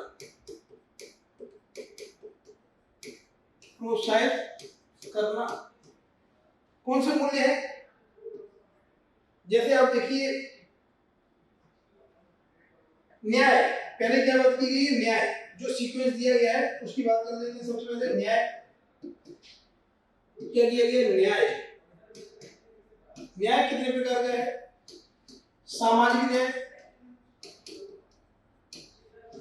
आर्थिक न्याय, सामाजिक आर्थिक और राजनीतिक न्याय का प्रावधान किया गया। सामाजिक आर्थिक और राजनीतिक न्याय की बात की गई है। सामाजिक और आर्थिक न्याय को डिस्ट्रीब्यूटिव जस्टिस या वितरणात्मक न्याय भी कहते हैं। वितरणात्मक न्याय या डिस्ट्रीब्यूटिव जस्टिस, डिस्ट्रीब्यूटिव जस्टिस कई जगह आप लिखा हुआ देखेंगे लेकिन समझ में नहीं आएगा, तो मैं आपको बता दे रहा हूँ। वितरणात्मक न्याय, डिस्ट्रीब्यूटिव जस्टिस में सामाजिक और आर्थिक न्याय दोनों ही आ जाते हैं। राजनीतिक न्याय का अर्थ क्या होता है? हमें संगठन बनाने की स्वतंत्रता होनी चाहिए। सबसे पहले तो मतदान का अधिकार होना चाहिए। मतदान में कोई भेदभाव नहीं होना चाहिए। मतदान का अधिकार ऐसा नहीं होना चाहिए कि पता चला एक व्यक्ति के मत का मूल्य 5 वोट है और एक के मत का मूल्य क्या है? एक ही है। पता चला एक व्यक्ति क्या है 5 वोट डाल रहा है और एक व्यक्ति क्या है 1 ही वोट डाल पा रहा है, तो ये तो भेदभाव हो जाएगा। ऐसा नहीं होना चाहिए। मतदान का अधिकार सभी को मिलना चाहिए। स्त्री और पुरुष सभी को, सभी वयस्क लोगों को क्या होना चाहिए? मतदान का समान अधिकार मिलना चाहिए। इसके अलावा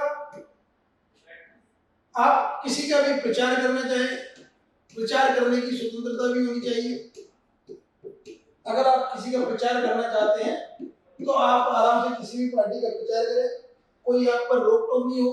इसके अलावा अगर आप अपने संगठन, खुद का संगठन बनाना चाहते हैं, खुद की पार्टी बनाना चाहते हैं, तो उसकी स्वतंत्रता रहनी चाहिए। संगठन या राजनीतिक दल, संगठन या राजनीतिक दल बनाने की स्वतंत्रता या गठन की स्वतंत्रता। संगठन या राजनीतिक दल बनाने की स्वतंत्रता को देख सकते हैं। संगठन या राजनीतिक दल बनाने की स्वतंत्रता। इसके अलावा आप चुनाव लड़ने की स्वतंत्रता, चुनाव लड़ने की भी स्वतंत्रता होनी चाहिए।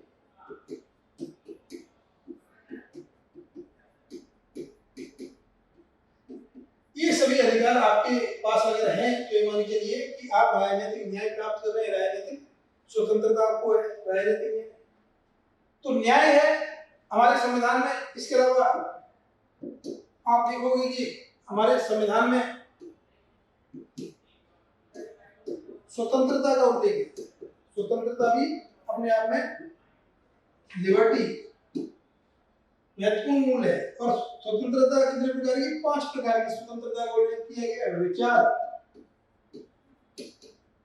अभिव्यक्ति,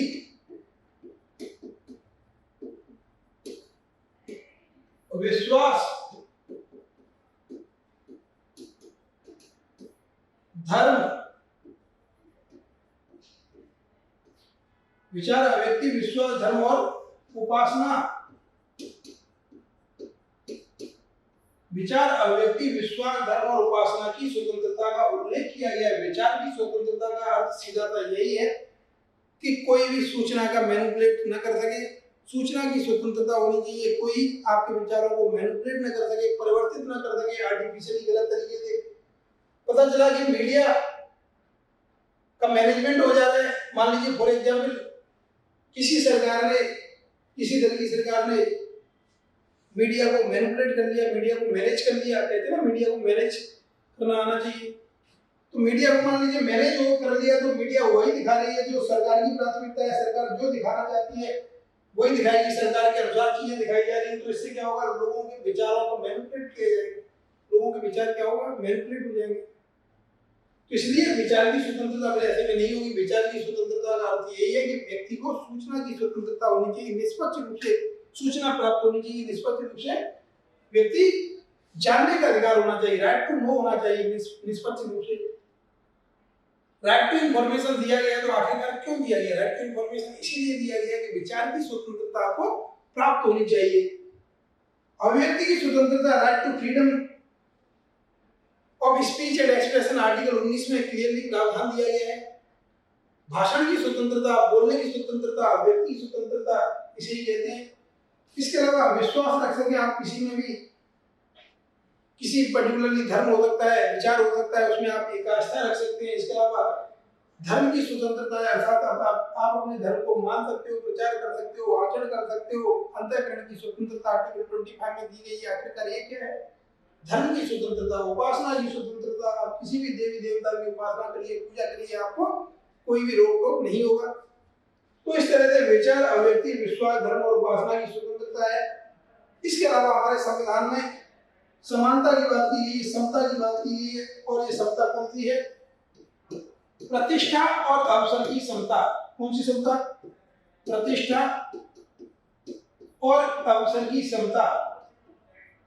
आप देखिए आर्टिकल 18 में उपाधियों का अंत कर दिया गया है। अब कोई भी उपाधि नहीं दी जा सकती, बस 2 क्षेत्रों को छोड़कर, शिक्षा और स्वास्थ्य, 2 क्षेत्रों में ही उपाधि दी जा सकती है। आप पीएचडी जैसे लोगों को दी जाती है, तो कोई ये नहीं कह सकता कि आपने तो उपाधियों का अंत कर दिया था और क्या किया, उपाधि दे रहे हो, धड़ाधड़ तरीके से पीएचडी अलॉट कर रहे हो। वो शिक्षा के क्षेत्र में दी जा सकती है, उससे कोई भेदभाव नहीं हो रहा है। व्यक्ति क्या कर रहा है? डिग्री प्राप्त कर रहा है, व्यक्ति क्या कर रहा है? आगे बढ़ रहा है शिक्षा के क्षेत्र में, तो उसको रिकॉग्नाइज करने के लिए डिग्री, पीएचडी, इस तरह से चीजें दी जाती हैं। लेकिन प्रतिष्ठा की समता रहनी चाहिए और सामाजिक रूप से कोई उपाधि नहीं दी जानी चाहिए। पता चला अंग्रेज क्या करते थे? राय बहादुर की उपाधि दे दी, पता चला सर की उपाधि दे दी।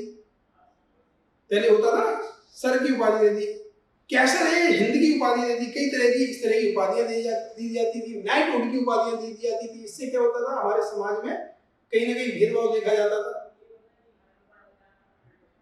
हमारे सामान्य नागरिक क्या थे?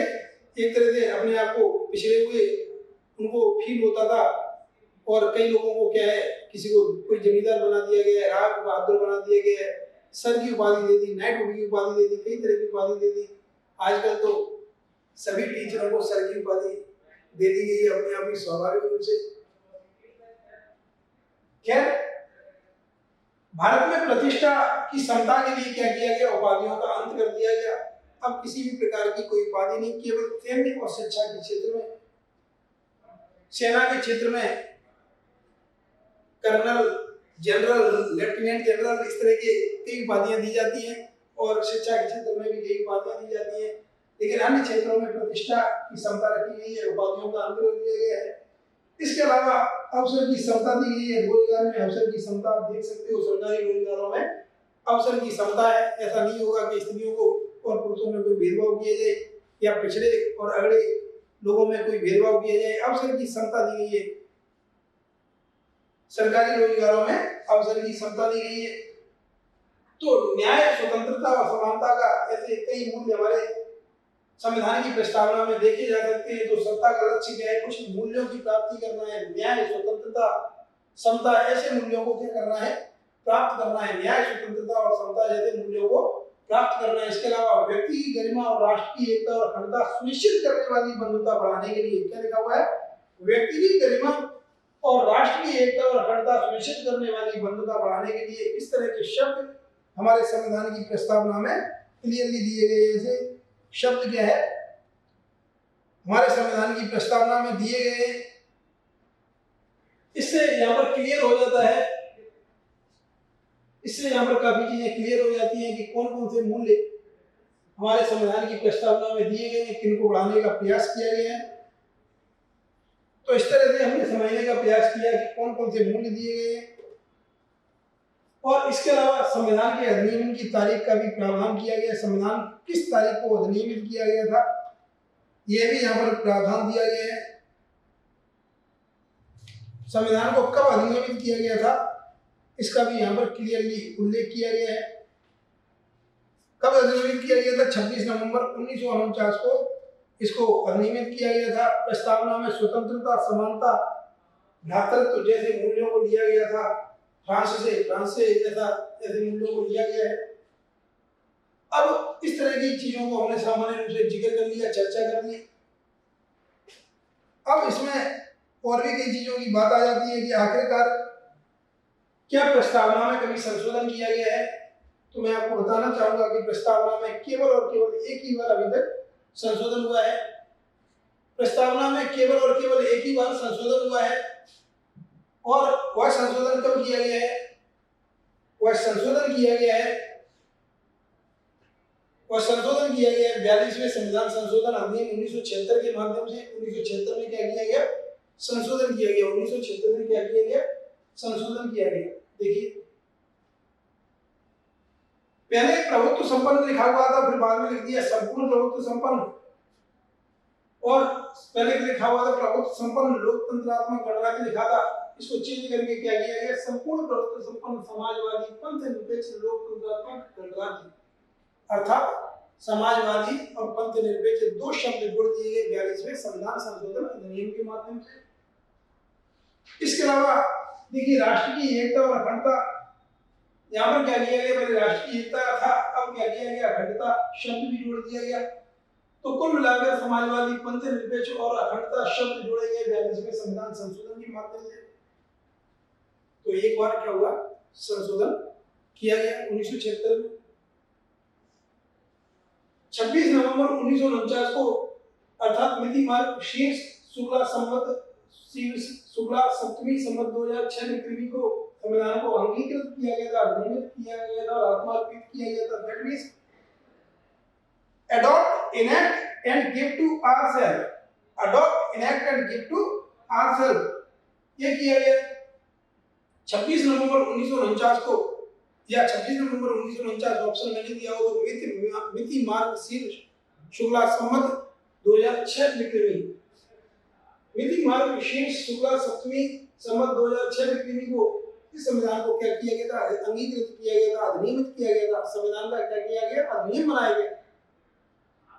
संविधान के लिए क्या किया है? अधिनियम बनाया गया। अधिनियम बनाकर संविधान को क्या किया गया? हमने स्वीकार किया है, अधिनियमित और आत्मार्पित किया। 26 नवंबर 1949 को कई बार कंफ्यूजन हो जाता है स्टूडेंट्स सोचते हैं जैसे ही क्वेश्चन आया कि हमारा संविधान कब अपनाया गया, और पहला ही ऑप्शन रहता है 26 जनवरी 1950, और बिना देखे सीधा 26 जनवरी 1950 लगा दिया जाता है, और वैसे ही एक सेकंड के अंदर उत्तर पूरा गलत हो जाता है। थोड़ा सा सोच समझ के अगर उत्तर देते 26 नवंबर 1949 में बी एससी ऑप्शन होगा, उसको अगर लगाए होते तो सही हो जाता। तो इसलिए जल्दबाजी में सॉल्व न करें, आप आराम से सॉल्व कीजिए। 26 नवंबर 1949 को क्या किया गया? ये अंगीकृत किया गया था, अधिनियमित किया गया था, अंगीकृत, अधिनियमित और आत्मार्पित किया गया था या स्वीकार किया गया था, अडॉप्ट किया गया था। लेकिन संविधान लागू कब हुआ था? संविधान लागू हुआ था 26 जनवरी 1950 को। 26 जनवरी 1950 को संविधान लागू हुआ है, लेकिन स्वीकार कब किया गया, अडॉप्ट कब किया गया? 26 नवंबर 1949। तो संविधान के लागू होने की तिथि का उल्लेख नहीं है, बल्कि संविधान को कब अपनाया गया था उसका उल्लेख किया गया हमारे संविधान में। ये आपको इतना क्लियर हो जाना चाहिए। तो हम भारत के लोग अर्थात भारत की जनता में ही शारीरिक शक्ति अंतर्निहित है।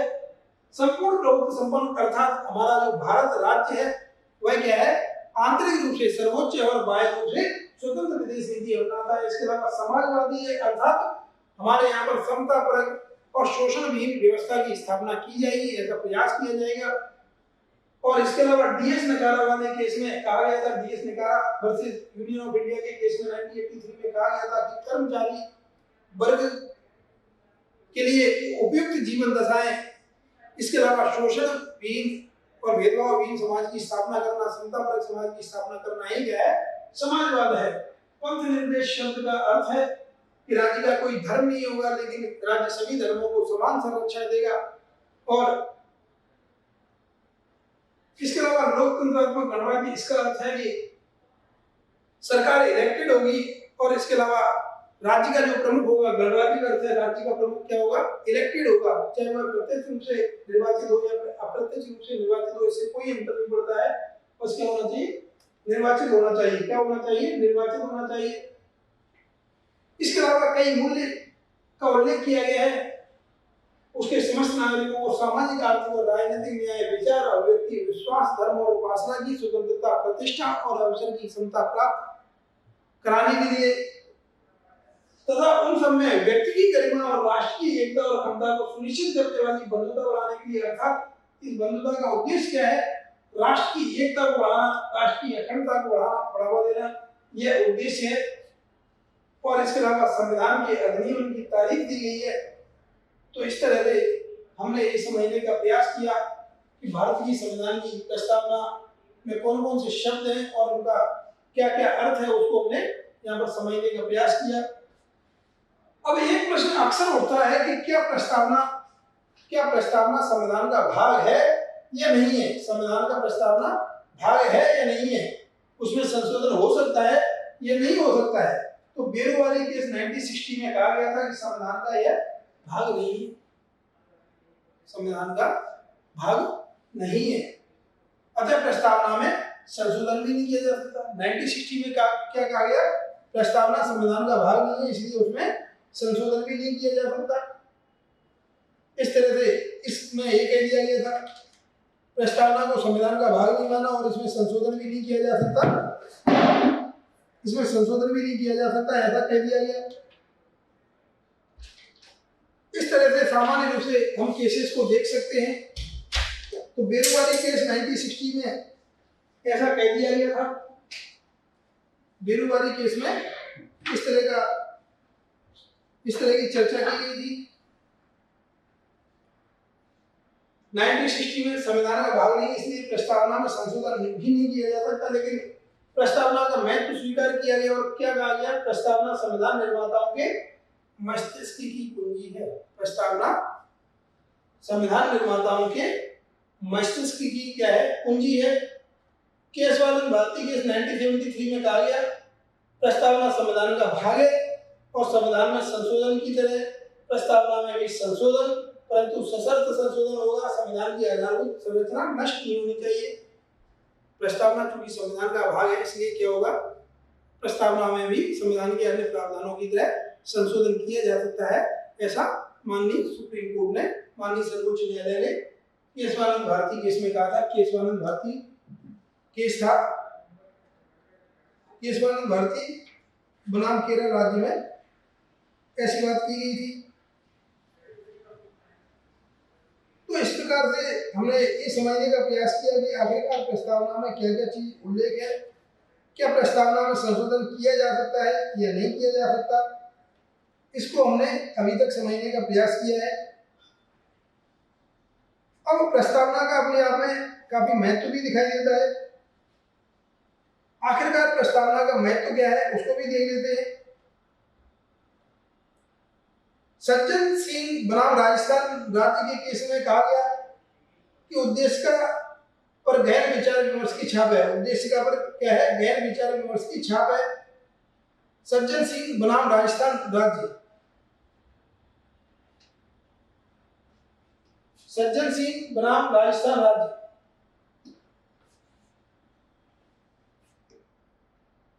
पहले तो बेरुवारी केस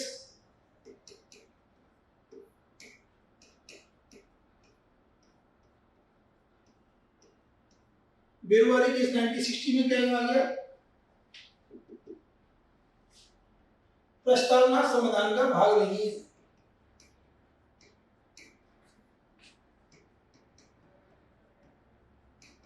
संविधान का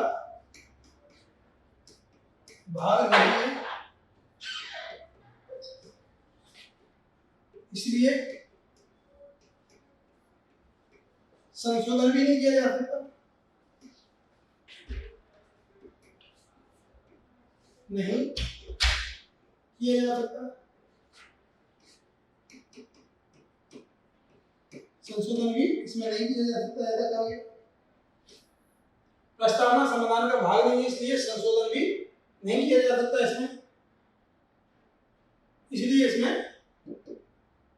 संशोधन भी नहीं किया जा सकता। बेरुवारी केस में ऐसा कहा गया, 1960 में ऐसा कहा गया। लेकिन इसमें एक बात ये भी स्वीकार की कि जो प्रस्तावना है संविधान निर्माताओं के मस्तिष्क की कुंजी है। प्रस्तावना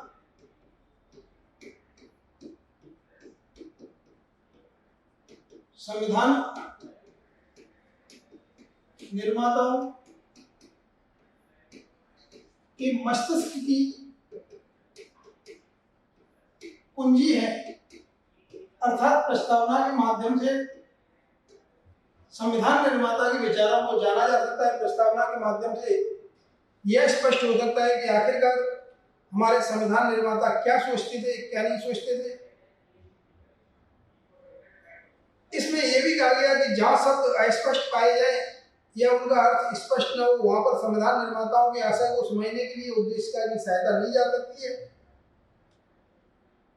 न्यायमूर्ति गजेंद्र गडकर ने कहा था कि उद्देशिका संविधान का अंग नहीं है, यह विधानमंडल या राज्यों के अन्य अंगों को कोई महत्वपूर्ण शक्तियां प्रदान नहीं करती है। निश्चय ही कोई भी शक्ति या अधिकार केवल संविधान के प्रावधानों द्वारा अभिव्यक्त या निहित रूप में ही दिए जा सकते हैं, यह कहा गया था। फिर सज्जन सिंह का केस आया तो सज्जन सिंह बाद में कहा गया, सज्जन सिंह बनाम राजस्थान राज्य, इसको भी देख लेते हैं। सज्जन सिंह बनाम राजस्थान राज्य,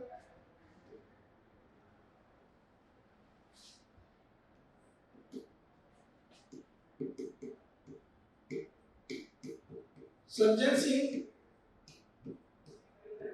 वर्सेस राजस्थान राज्य। सज्जन सिंह वर्सेस राजस्थान राज्य, इसमें कहा गया कि उद्देशिका पर गहन विचार विमर्श की छाप है। उद्देशिका पर गहन विचार विमर्श की छाप है।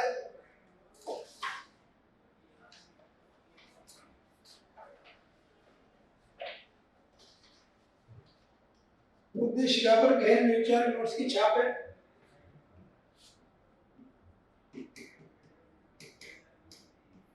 उद्देशिका पर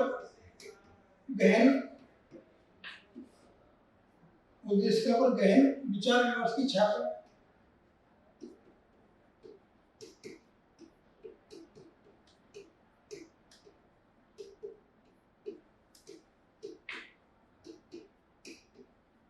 उद्देशिका पर क्या है?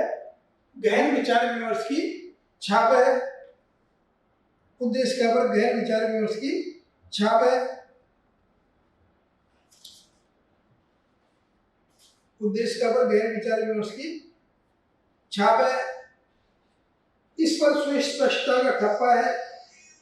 इस पर क्या है? सुस्पष्टता का ठप्पा है, यह भी कहा गया। इस पर सुस्पष्टता का ठप्पा है। इस पर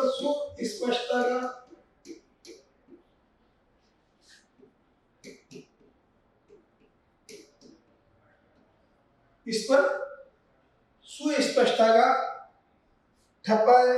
इस पर सुस्पष्टता का क्या है?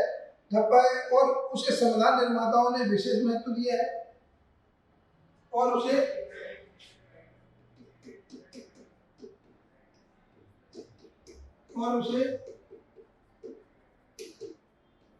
संविधान निर्माताओं ने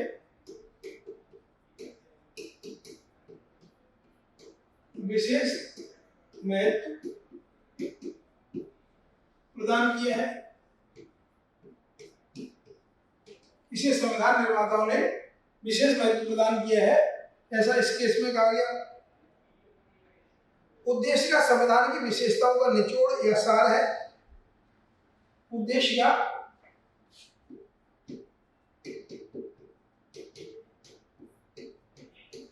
संविधान की विशेषताओं का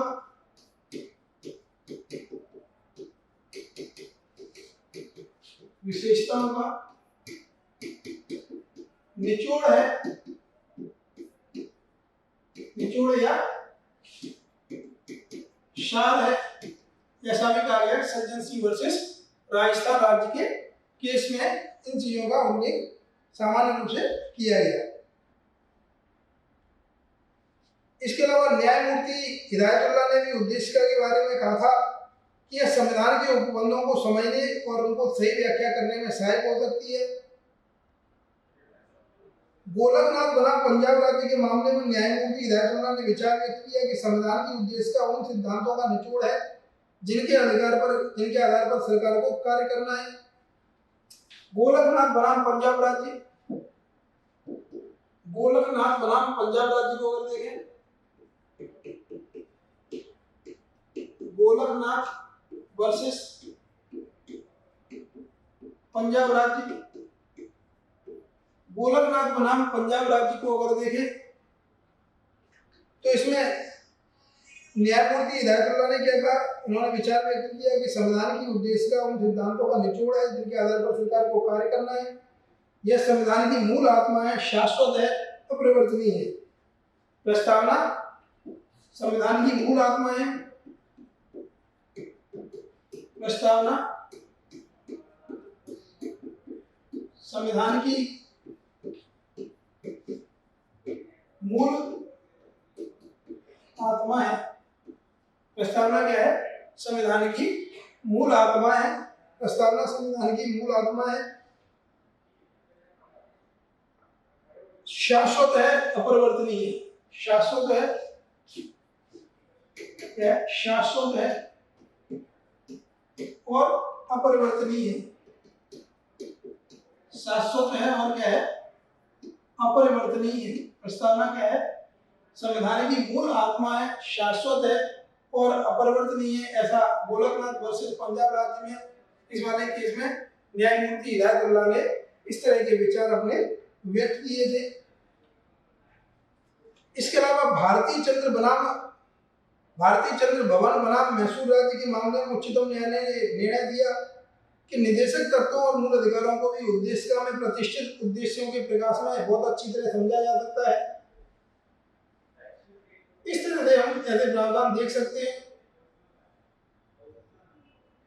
और केशवानंद भारती केस आता है तो उसमें और भी आगे कहा गया। केशवानंद भारती बनाम केरल राज्य 1973 में क्या कहा गया? प्रस्तावना संविधान का भाग है।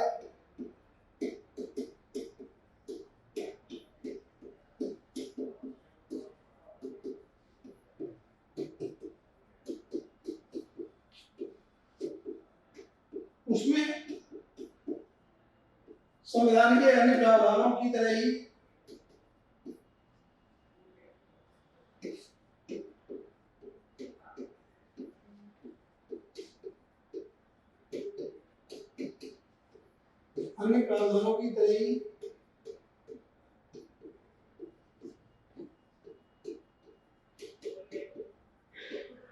संशोधन किया जा सकता है। अन्य प्रावधानों की तरह क्या है? संशोधन किया जा सकता है। प्रस्तावना संविधान का भाग है, उसमें संविधान के अन्य प्रावधानों की तरह ही संशोधन किया जा सकता है। अन्य प्रावधानों की तरह ही क्या है? संशोधन किया जा सकता है। लेकिन क्या है कि संविधान की बुनियादी संरचना प्रभावित नहीं होनी चाहिए। लेकिन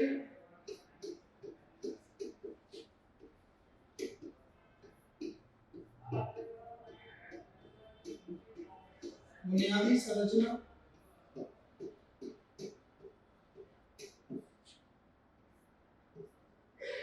नष्ट नहीं होनी चाहिए।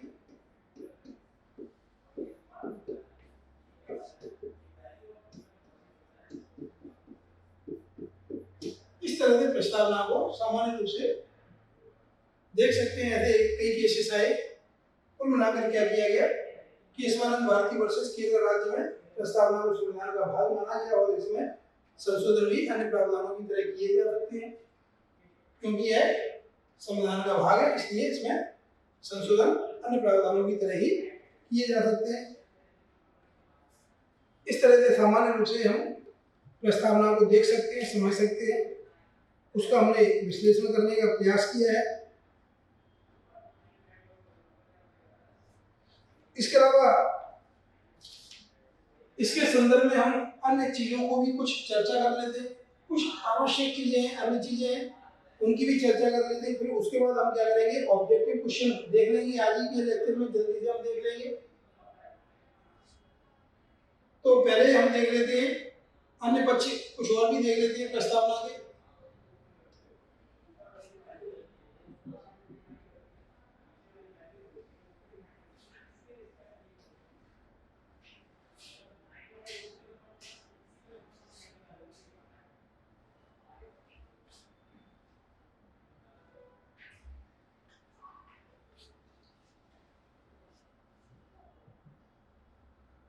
कुछ और भी पक्ष हैं, उनको संक्षेप में हम देख लेते हैं।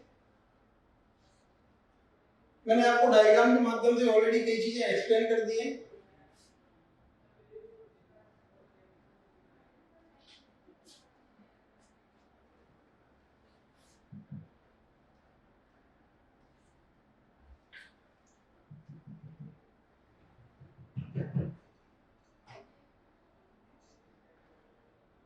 समाजवाद वगैरह का मैंने आपको बता ही दिया था। समाजवाद शब्द प्रस्तावना की उद्देश्यता में 42वें संविधान संशोधन के द्वारा जोड़ा गया था। डीएस नगारा वर्सेस भारत संघ 1983 के केस में न्यायालय ने इसे स्पष्ट किया था। न्यायालय ने कहा था यह गांधीवाद और मार्क्सवाद का अनोखा मिश्रण है और जन्म से लेकर मृत्यु तक सामाजिक सुरक्षा की गारंटी देना है। समाजवाद का मूल तत्व कमजोर वर्गों और कर्मकारों के जीवन स्तर को ऊंचा उठाना है। इस तरह से न्यायालय ने समाजवाद को परिभाषित किया था। लेकिन यहाँ पर हमारा परिप्रेक्ष्य वो नहीं है। हमारा परिप्रेक्ष्य है कि आखिरकार प्रस्तावना का महत्व क्या है। तो उद्देश्य का समकालीन उभरते मुद्दों में प्रकाश स्तंभ और मार्गदर्शक का कार्य करती है। भारतीय संविधान की उद्देश्य की अर्नेस्ट मार्कर ने अपनी पुस्तक सोशल एंड पॉलिटिकल थ्योरी में प्रशंसा करते हुए उद्देश्य को संविधान की कुंजी का न्यायपालिका का विचार किया है। बेरुवाड़ी के मामले में उच्चतम न्यायालय ने उद्देश्य को संविधान निर्माताओं के मस्तिष्क की कुंजी का, जबकि गोलकनाथ बनाम पंजाब राज्य के मामले में संविधान की उद्देशिका को संविधान की मूल आत्मा शाश्वत अपरिवर्तनीय कह दिया गया। भारतीय चंद्र भवन मन्नाम मैसूर राज्य में उच्चतम न्यायालय ने निदेशक तत्वों और मूल अधिकारों को भी उद्देशिका में स्थापित उद्देश्यों के संदर्भ में उचित तरीके से समझाया जाना चाहिए। ऐसा कहा उच्चतम न्यायालय ने हमारे संविधान का कहा कि हमारे संविधान का प्रसार उद्देशिका में वर्णित बुनियादी तत्वों पर खड़ा हुआ है। यदि इनमें से किसी भी तत्व को हटा दिया जाएगा तो सारा ढांचा ही रह जाएगा और संविधान अपना व्यक्तित्व और पहचान खो देगा। इस तरह से कहा गया था। अब मूल रूप से अगर हम देखें कि इसकी सीमाएं क्या हैं, प्रस्तावना की आखिरकार सीमाएं क्या दिखाई देती हैं, तो प्रस्तावना ना तो सरकार की शक्ति का स्रोत है और ना ही सरकार पर सीमाओं का स्रोत है। प्रस्तावना की हेल्प से ना तो सरकार को कोई शक्ति दी जाती है और ना ही सरकार की शक्ति पर सीमाएं लगाई जाती हैं। लेकिन सामान्य रूप से एक नैतिक मूल्यात्मक परिदृश्य तो प्रस्तावना स्पष्ट करती ही है और सरकार कहीं ना कहीं इससे मूल्यात्मक परिप्रेक्ष्य नैतिक एक तरह से दायित्व तो ग्रहण करती ही है। यह न तो कोई शक्ति प्रदान करती है और न ही कोई कर्तव्य निर्धारित करती है। वो हमने कहा कि नैतिक रूप से कुछ ना कुछ तो ग्रहण करती ही है। सीमाएं हो गई, लेकिन एक महत्व भी है। इसके अलावा यह वाद योग्य नहीं है, यह नॉन जस्टिफिएबल है, नॉन एनफोर्सेबल है। आप इसके आधार पर सुप्रीम कोर्ट में जाके या हाई कोर्ट में जाके केस नहीं कर सकते। आप ये नहीं कह सकते कि इसमें जो जो तत्व दिए गए हैं मुझे उनको नहीं दिया गया है। आप उनको फंडामेंटल राइट से लिंक करके आप जा सकते हो। प्रस्तावना का अपने आप में कोई वैधानिक कोई बाध्यता नहीं है, वैधानिक महत्व नहीं है, लीगल महत्व नहीं है, कानूनी महत्व नहीं है, लेकिन अन्य प्रावधानों के साथ जोड़कर इसका महत्व देखा जा सकता है। तो इस प्रकार से हमने उद्देशिका की सीमाएं भी देखने का अभी प्रयास कर लिया। अब देखिए किस प्रकार के प्रश्न बन सकते हैं। यहाँ से फंडामेंटल कुछ क्वेश्चन देख लेते हैं, आखिरकार कैसे प्रश्न बन सकते हैं, किस प्रकार के प्रश्न हो सकते हैं। पहला क्वेश्चन देखिए, पहला question, consider the following statements.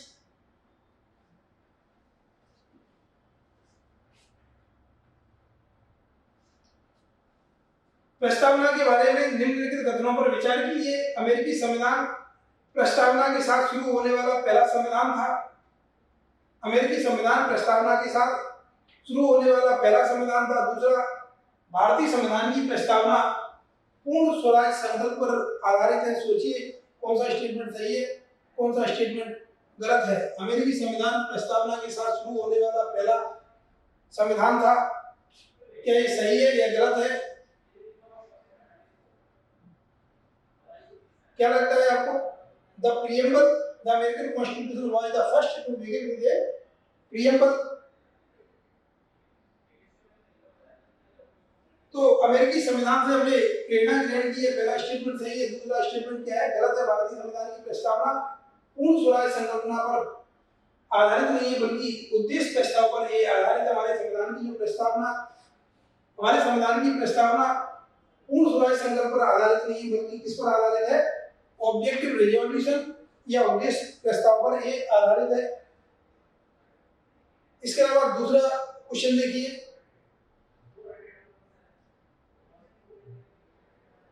दूसरा प्रश्न देखिए, निम्नलिखित में से कौन सा भारतीय संविधान की प्रस्तावना में नहीं पाया जाता है? कौन सा भारतीय संविधान की प्रस्तावना में नहीं पाया जाता है? हिंदी में भी देख लीजिए, इंग्लिश में भी देख लीजिए, कोई दिक्कत नहीं है। दोनों में, दोनों भाषाओं में प्रश्न को दिया गया है। Which of the following is not in the preamble of the Indian Constitution? preamble of Indian Constitution में कौन सा उल्लेख नहीं है? सबसे पहले सोर्स ऑफ अथॉरिटी, सत्ता का स्रोत, ये तो उल्लेख है, हमने आपको बताया ही था। नेचर ऑफ इंडियन स्टेट, भारतीय राज्य का क्या स्वरूप है। इसके अलावा संविधान के उद्देश्य क्या है। इसके अलावा संविधान के लागू करने की तिथि। देखिए संविधान के लागू करने की तिथि नहीं है, संविधान के अपनाए जाने की तिथि है। इसलिए संविधान की प्रस्तावना में क्या नहीं पाया जाता? संविधान के लागू करने की तिथि नहीं दी गई है। संविधान की लागू करने की तिथि नहीं दी गई है, ध्यान रखिएगा इस चीज को। नेक्स्ट क्वेश्चन देख लीजिए, the word sovereign in preamble implies that. प्रस्तावना या उद्देशिका में प्रभुत्व संपन्न शब्द क्या दर्शाता है? प्रभुत्व संपन्न शब्द क्या दर्शाता है? भारत आंतरिक एवं बाह्य रूप से अपने कार्य संचालन के लिए स्वतंत्र है, या फिर संविधान के लागू होने के बाद भारत का दर्जा डोमिनियन का है। इसके अलावा भारतीय राज्य का प्रमुख निर्वाचित है, या फिर भारतीय राज्य किसी विचारधारा से बंधा हुआ नहीं है। क्या उत्तर होगा इसका? सोचिए, विचार कीजिए। इसका उत्तर क्या होगा? इसका उत्तर होगा कि भारत आंतरिक एवं बाह्य रूप से अपने कार्य संचालित करने के लिए स्वतंत्र है। आंतरिक रूप से सर्वोच्च या बाह्य रूप से स्वतंत्र है, हमने आपको ऑलरेडी बताया था। इसके अलावा एक और प्रश्न देख लेते हैं, which of the following terms implies that the head of the state gets his office by election by the people and not by hereditary? Democracy, Republic, sovereign, secular, निम्नलिखित शब्दों में से कौन सा दर्शाता है कि राज्य का प्रमुख जनता द्वारा चुनाव के माध्यम से पद प्राप्त करता है, ना कि वंशानुगत रूप से? तो ये गणराज्य शब्द है। गणराज्य शब्द में क्या होता है? राज्य का प्रमुख निर्वाचित होता है, किसी भी प्रकार से निर्वाचित हो सकता है, वह डायरेक्टली या इनडायरेक्टली, वो मैटर नहीं करता है, लेकिन निर्वाचित होना चाहिए। इसके अलावा प्रस्तावना में पंथ निरपेक्ष शब्द के बारे में निम्नलिखित कथनों पर विचार कीजिए। प्रस्तावना में पंथ निरपेक्ष शब्द के बारे में निम्नलिखित कथनों पर विचार कीजिए। क्वेश्चन दिया हुआ है। पंथ निरपेक्ष या धर्मनिरपेक्ष शब्द को 44वें संविधान संशोधन अधिनियम के माध्यम से प्रस्तावना में शामिल किया गया था। तो पहला ही स्टेटमेंट गलत है, 44वें के द्वारा नहीं किया गया था, 42वें संविधान संशोधन के द्वारा किया गया था। धर्मनिरपेक्ष शब्द का अर्थ है राज्य का कोई धर्म नहीं होगा। ठीक है, अच्छी बात है। धर्मनिरपेक्ष शब्द का अर्थ है राज्य का कोई धर्म नहीं है, सही है। धर्मनिरपेक्षता शब्द का अर्थ है हमारे देश में सभी धर्मों को राज्य से समान दर्जा और समर्थन प्राप्त है। दूसरा भी सही है, तीसरा भी सही है, लेकिन पहला गलत है। पहला क्या है? गलत है। तो दूसरा और तीसरा सही है, केवल 2 और 3 इसका उत्तर आ जाएगा, केवल 2 और 3 इसका उत्तर आ जाएगा, केवल 2 और 3। इसके अलावा देखिए नेक्स्ट क्वेश्चन, समाजवादी शब्द का प्रियम्बल में क्या अर्थ है? नेक्स्ट क्वेश्चन है, समाजवादी शब्द क्या इंगित करता है? सामाजिक एवं आर्थिक समानता इंगित करता है क्या? विभिन्न आधारों पर भेदभाव का अभाव, राज्य की मिश्रित अर्थव्यवस्था होगी, क्या इंडिकेट करता है? देखिए मिश्रित अर्थव्यवस्था होगी या कैसी अर्थव्यवस्था होगी, इससे चीजें डिपेंड नहीं है, बल्कि किस पर है? सामाजिक एवं आर्थिक समानता और विभिन्न आधारों पर भेदभाव का अभाव। इसका आंसर हो जाएगा केवल 1 और 2। क्या उत्तर हो जाएगा? केवल 1 और 2 आंसर हो जाएगा इसका बी। आंसर क्या हो जाएगा? बी। नेक्स्ट क्वेश्चन देखिए, which of the following types of justices are mentioned in the preamble? social, economic, political, cultural, social, economic और political, कौन कौन से न्याय मेंशन है? सामाजिक, आर्थिक और राजनीतिक न्याय मेंशन है, सांस्कृतिक न्याय मेंशन नहीं है, इसलिए इसका आंसर क्या हो जाएगा? आंसर हो जाएगा 1 2 3 ओनली, 4 नहीं है इसमें। क्वेश्चन नंबर 8 देखिए, which of the following words is not mentioned in the preamble? प्रस्तावना में कौन सा शब्द उल्लेख नहीं है? गणराज्य, लोक, भ्रातृत्व, राज्य, राज्य शब्द का उल्लेख नहीं है।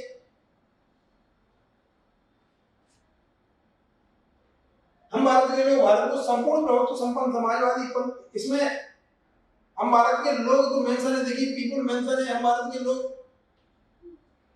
गणराज्य भी मेंशन है, और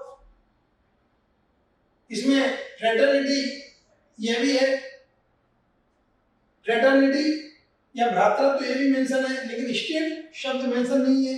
कई लोगों को लग सकता है भाई गणराज्य तो मेंशन है, गणराज्य को इंग्लिश में कहते हैं रिपब्लिक, लेकिन रिपब्लिक कहते हैं इसको, राज्य तो नहीं कहते हैं, तो राज्य शब्द का उल्लेख नहीं, बल्कि क्या है? गणराज्य का उल्लेख है, इसलिए डी आंसर हो जाएगा। किसका उल्लेख नहीं किया गया? डी का उल्लेख नहीं किया गया। क्वेश्चन नंबर 9 देखिए, नेक्स्ट क्वेश्चन देखिए, who among the following referred preamble as political horoscope of Indian Constitution? किसने प्रस्तावना को भारतीय संविधान की राजनीतिक जन्म कुंडली कहा है? इसे केएम मुंशी ने राजनीतिक जन्म कुंडली कहा है। इसके अलावा एन.ए. पारखीवाला ने identity card of the constitution कहा है। ठाकुर दास भार्गव ने संविधान की आत्मा कहा है। एम.बी. पायरी ने वकीलों का स्वर्ग कहा है। Which of the following words were added in the preamble to the Indian Constitution by 42nd Constitutional Amendment? कौन-कौन से शब्द जोड़े गए थे? संपूर्ण प्रभुत्व संपन्न समाजवादी पंथ निरपेक्ष लोकतंत्रात्मक गणराज्य क्या क्या जोड़ा गया था? प्रभुत्व अखंडता, देखिए समाजवादी पंथ निरपेक्ष और अखंडता शब्द जोड़े गए थे, प्रभुत्व संपन्न पहले से ही था, तो 2 3 और 4 इसका आंसर हो जाएगा, सी आंसर हो गया। इसके अलावा देखिए प्रस्तावना के बारे में निम्नलिखित में से कौन सा कथन सही नहीं है? सही नहीं, देखिए अंडरलाइन कर लिया कीजिए, क्या पूछा गया? सही नहीं है, यह गैरवाद योग्य है। सही नहीं है मतलब गलत चूज करना है आपको, यह गैरवाद योग्य है, ये तो सही हो गया है। सही नहीं है, गलत चूज करना है, यह गैरवाद योग्य है, ये तो सही हो गया। प्रस्तावना संविधान का भाग है, ये भी सही हो गया। प्रस्तावना विधायिका के लिए शक्ति का स्रोत है, ये गलत है। शक्ति को ना तो देता है ना ही लेता है। प्रस्तावना में संविधान संसद द्वारा संशोधन किया जा सकता है, हाँ किया जा सकता है, सही है। गलत कौन सा है? सही नहीं कौन सा है? प्रस्तावना विधायिका के लिए शक्ति का स्रोत है, ये वाला स्टेटमेंट यहाँ पर गलत हो जाएगा। अब देखिए ये और क्वेश्चन है, उसमें क्या लिखा हुआ है? प्रस्तावना में वाक्यांश हम भारत के लोग इंगित क्या करता है? सरकार संसद के निचले सदन के प्रति जिम्मेदार है, ये इंगित करता है क्या? नहीं इंगित करता है, गलत है। भारत एक लोकतांत्रिक देश है, भारत के लोग देश में सत्ता के वास्तविक स्रोत है, ये हो जाएगा। सत्ता का स्रोत किसमें है? जनता में निहित है, इसका यही अर्थ होगा। इसके अलावा देखिए which of the following types of liberties are mentioned in the preamble of Indian Constitution? कौन कौन सी लिबर्टीज मेंशन है प्रस्तावना में? निम्नलिखित में किस प्रकार की स्वतंत्रता का उल्लेख किया है? विचार, अभिव्यक्ति, विश्वास, धर्म और उपासना की स्वतंत्रता। विचार, अभिव्यक्ति, विश्वास, धर्म और उपासना की स्वतंत्रता सभी का उल्लेख है। नेक्स्ट देखिए preamble provides for equality of, प्रतिष्ठा और अवसर की समता का उल्लेख किया गया है, रोजगार का उल्लेख नहीं किया गया। 1 और 2 उत्तर हो जाएगा इसका। नेक्स्ट क्वेश्चन देखिए, constitution of India, constitution of India was adopted by, किसने अडॉप्ट किया था कॉन्स्टिट्यूशन ऑफ इंडिया को? किसने अपनाया था? संविधान सभा के सदस्यों ने अपनाया था या भारत के लोगों के द्वारा अपनाया गया था? स्वतंत्र भारत की अंतरिम सरकार ने अपनाया था या भारत के राष्ट्रपति द्वारा अपनाया गया था? संविधान को किसने अपनाया था? तो लिखा हुआ ना, हम भारत के लोग भारत को संपूर्ण प्रभुत्व संबंध डॉट डॉट डॉट अंगीकृत नियमित और आत्मार्पित करते हैं। तो किसने अपनाया? हम भारत के लोगों ने। उत्तर क्या हो जाएगा? भारत के लोगों ने। ये ज्यादा स्पष्ट और फोकस्ड उत्तर हो जाएगा। Constitution of India was adopted, कब अडॉप्ट किया गया था? देखिए 26 जनवरी 1950 को तो लागू किया गया था, 26 नवंबर 1949 को क्या किया गया था? अडॉप्ट किया गया था, इनेक्ट किया गया था। इसके अलावा as per the preamble fraternity assures, fraternity से क्या होता है? भ्रातृत्व से क्या होता है? देश में लोकतांत्रिक स्थापना को या फिर व्यक्तिगत स्वतंत्रता, व्यक्ति की गरिमा, देखिए व्यक्ति की गरिमा और राष्ट्र की एकता और अखंडता को यह क्या करती है? सुनिश्चित करता है। भ्रातृत्व सुनिश्चित करता है, व्यक्ति की गरिमा और राष्ट्र की एकता और अखंडता को सुनिश्चित करने वाली बंधुता को लिखा हुआ है। तो व्यक्ति की गरिमा सी आंसर हो जाएगा। इसके अलावा एक और देख लीजिए, भारत के संविधान ये क्वेश्चन आया हुआ है यूपीएससी में, प्रीलिम्स में क्वेश्चन आया हुआ है।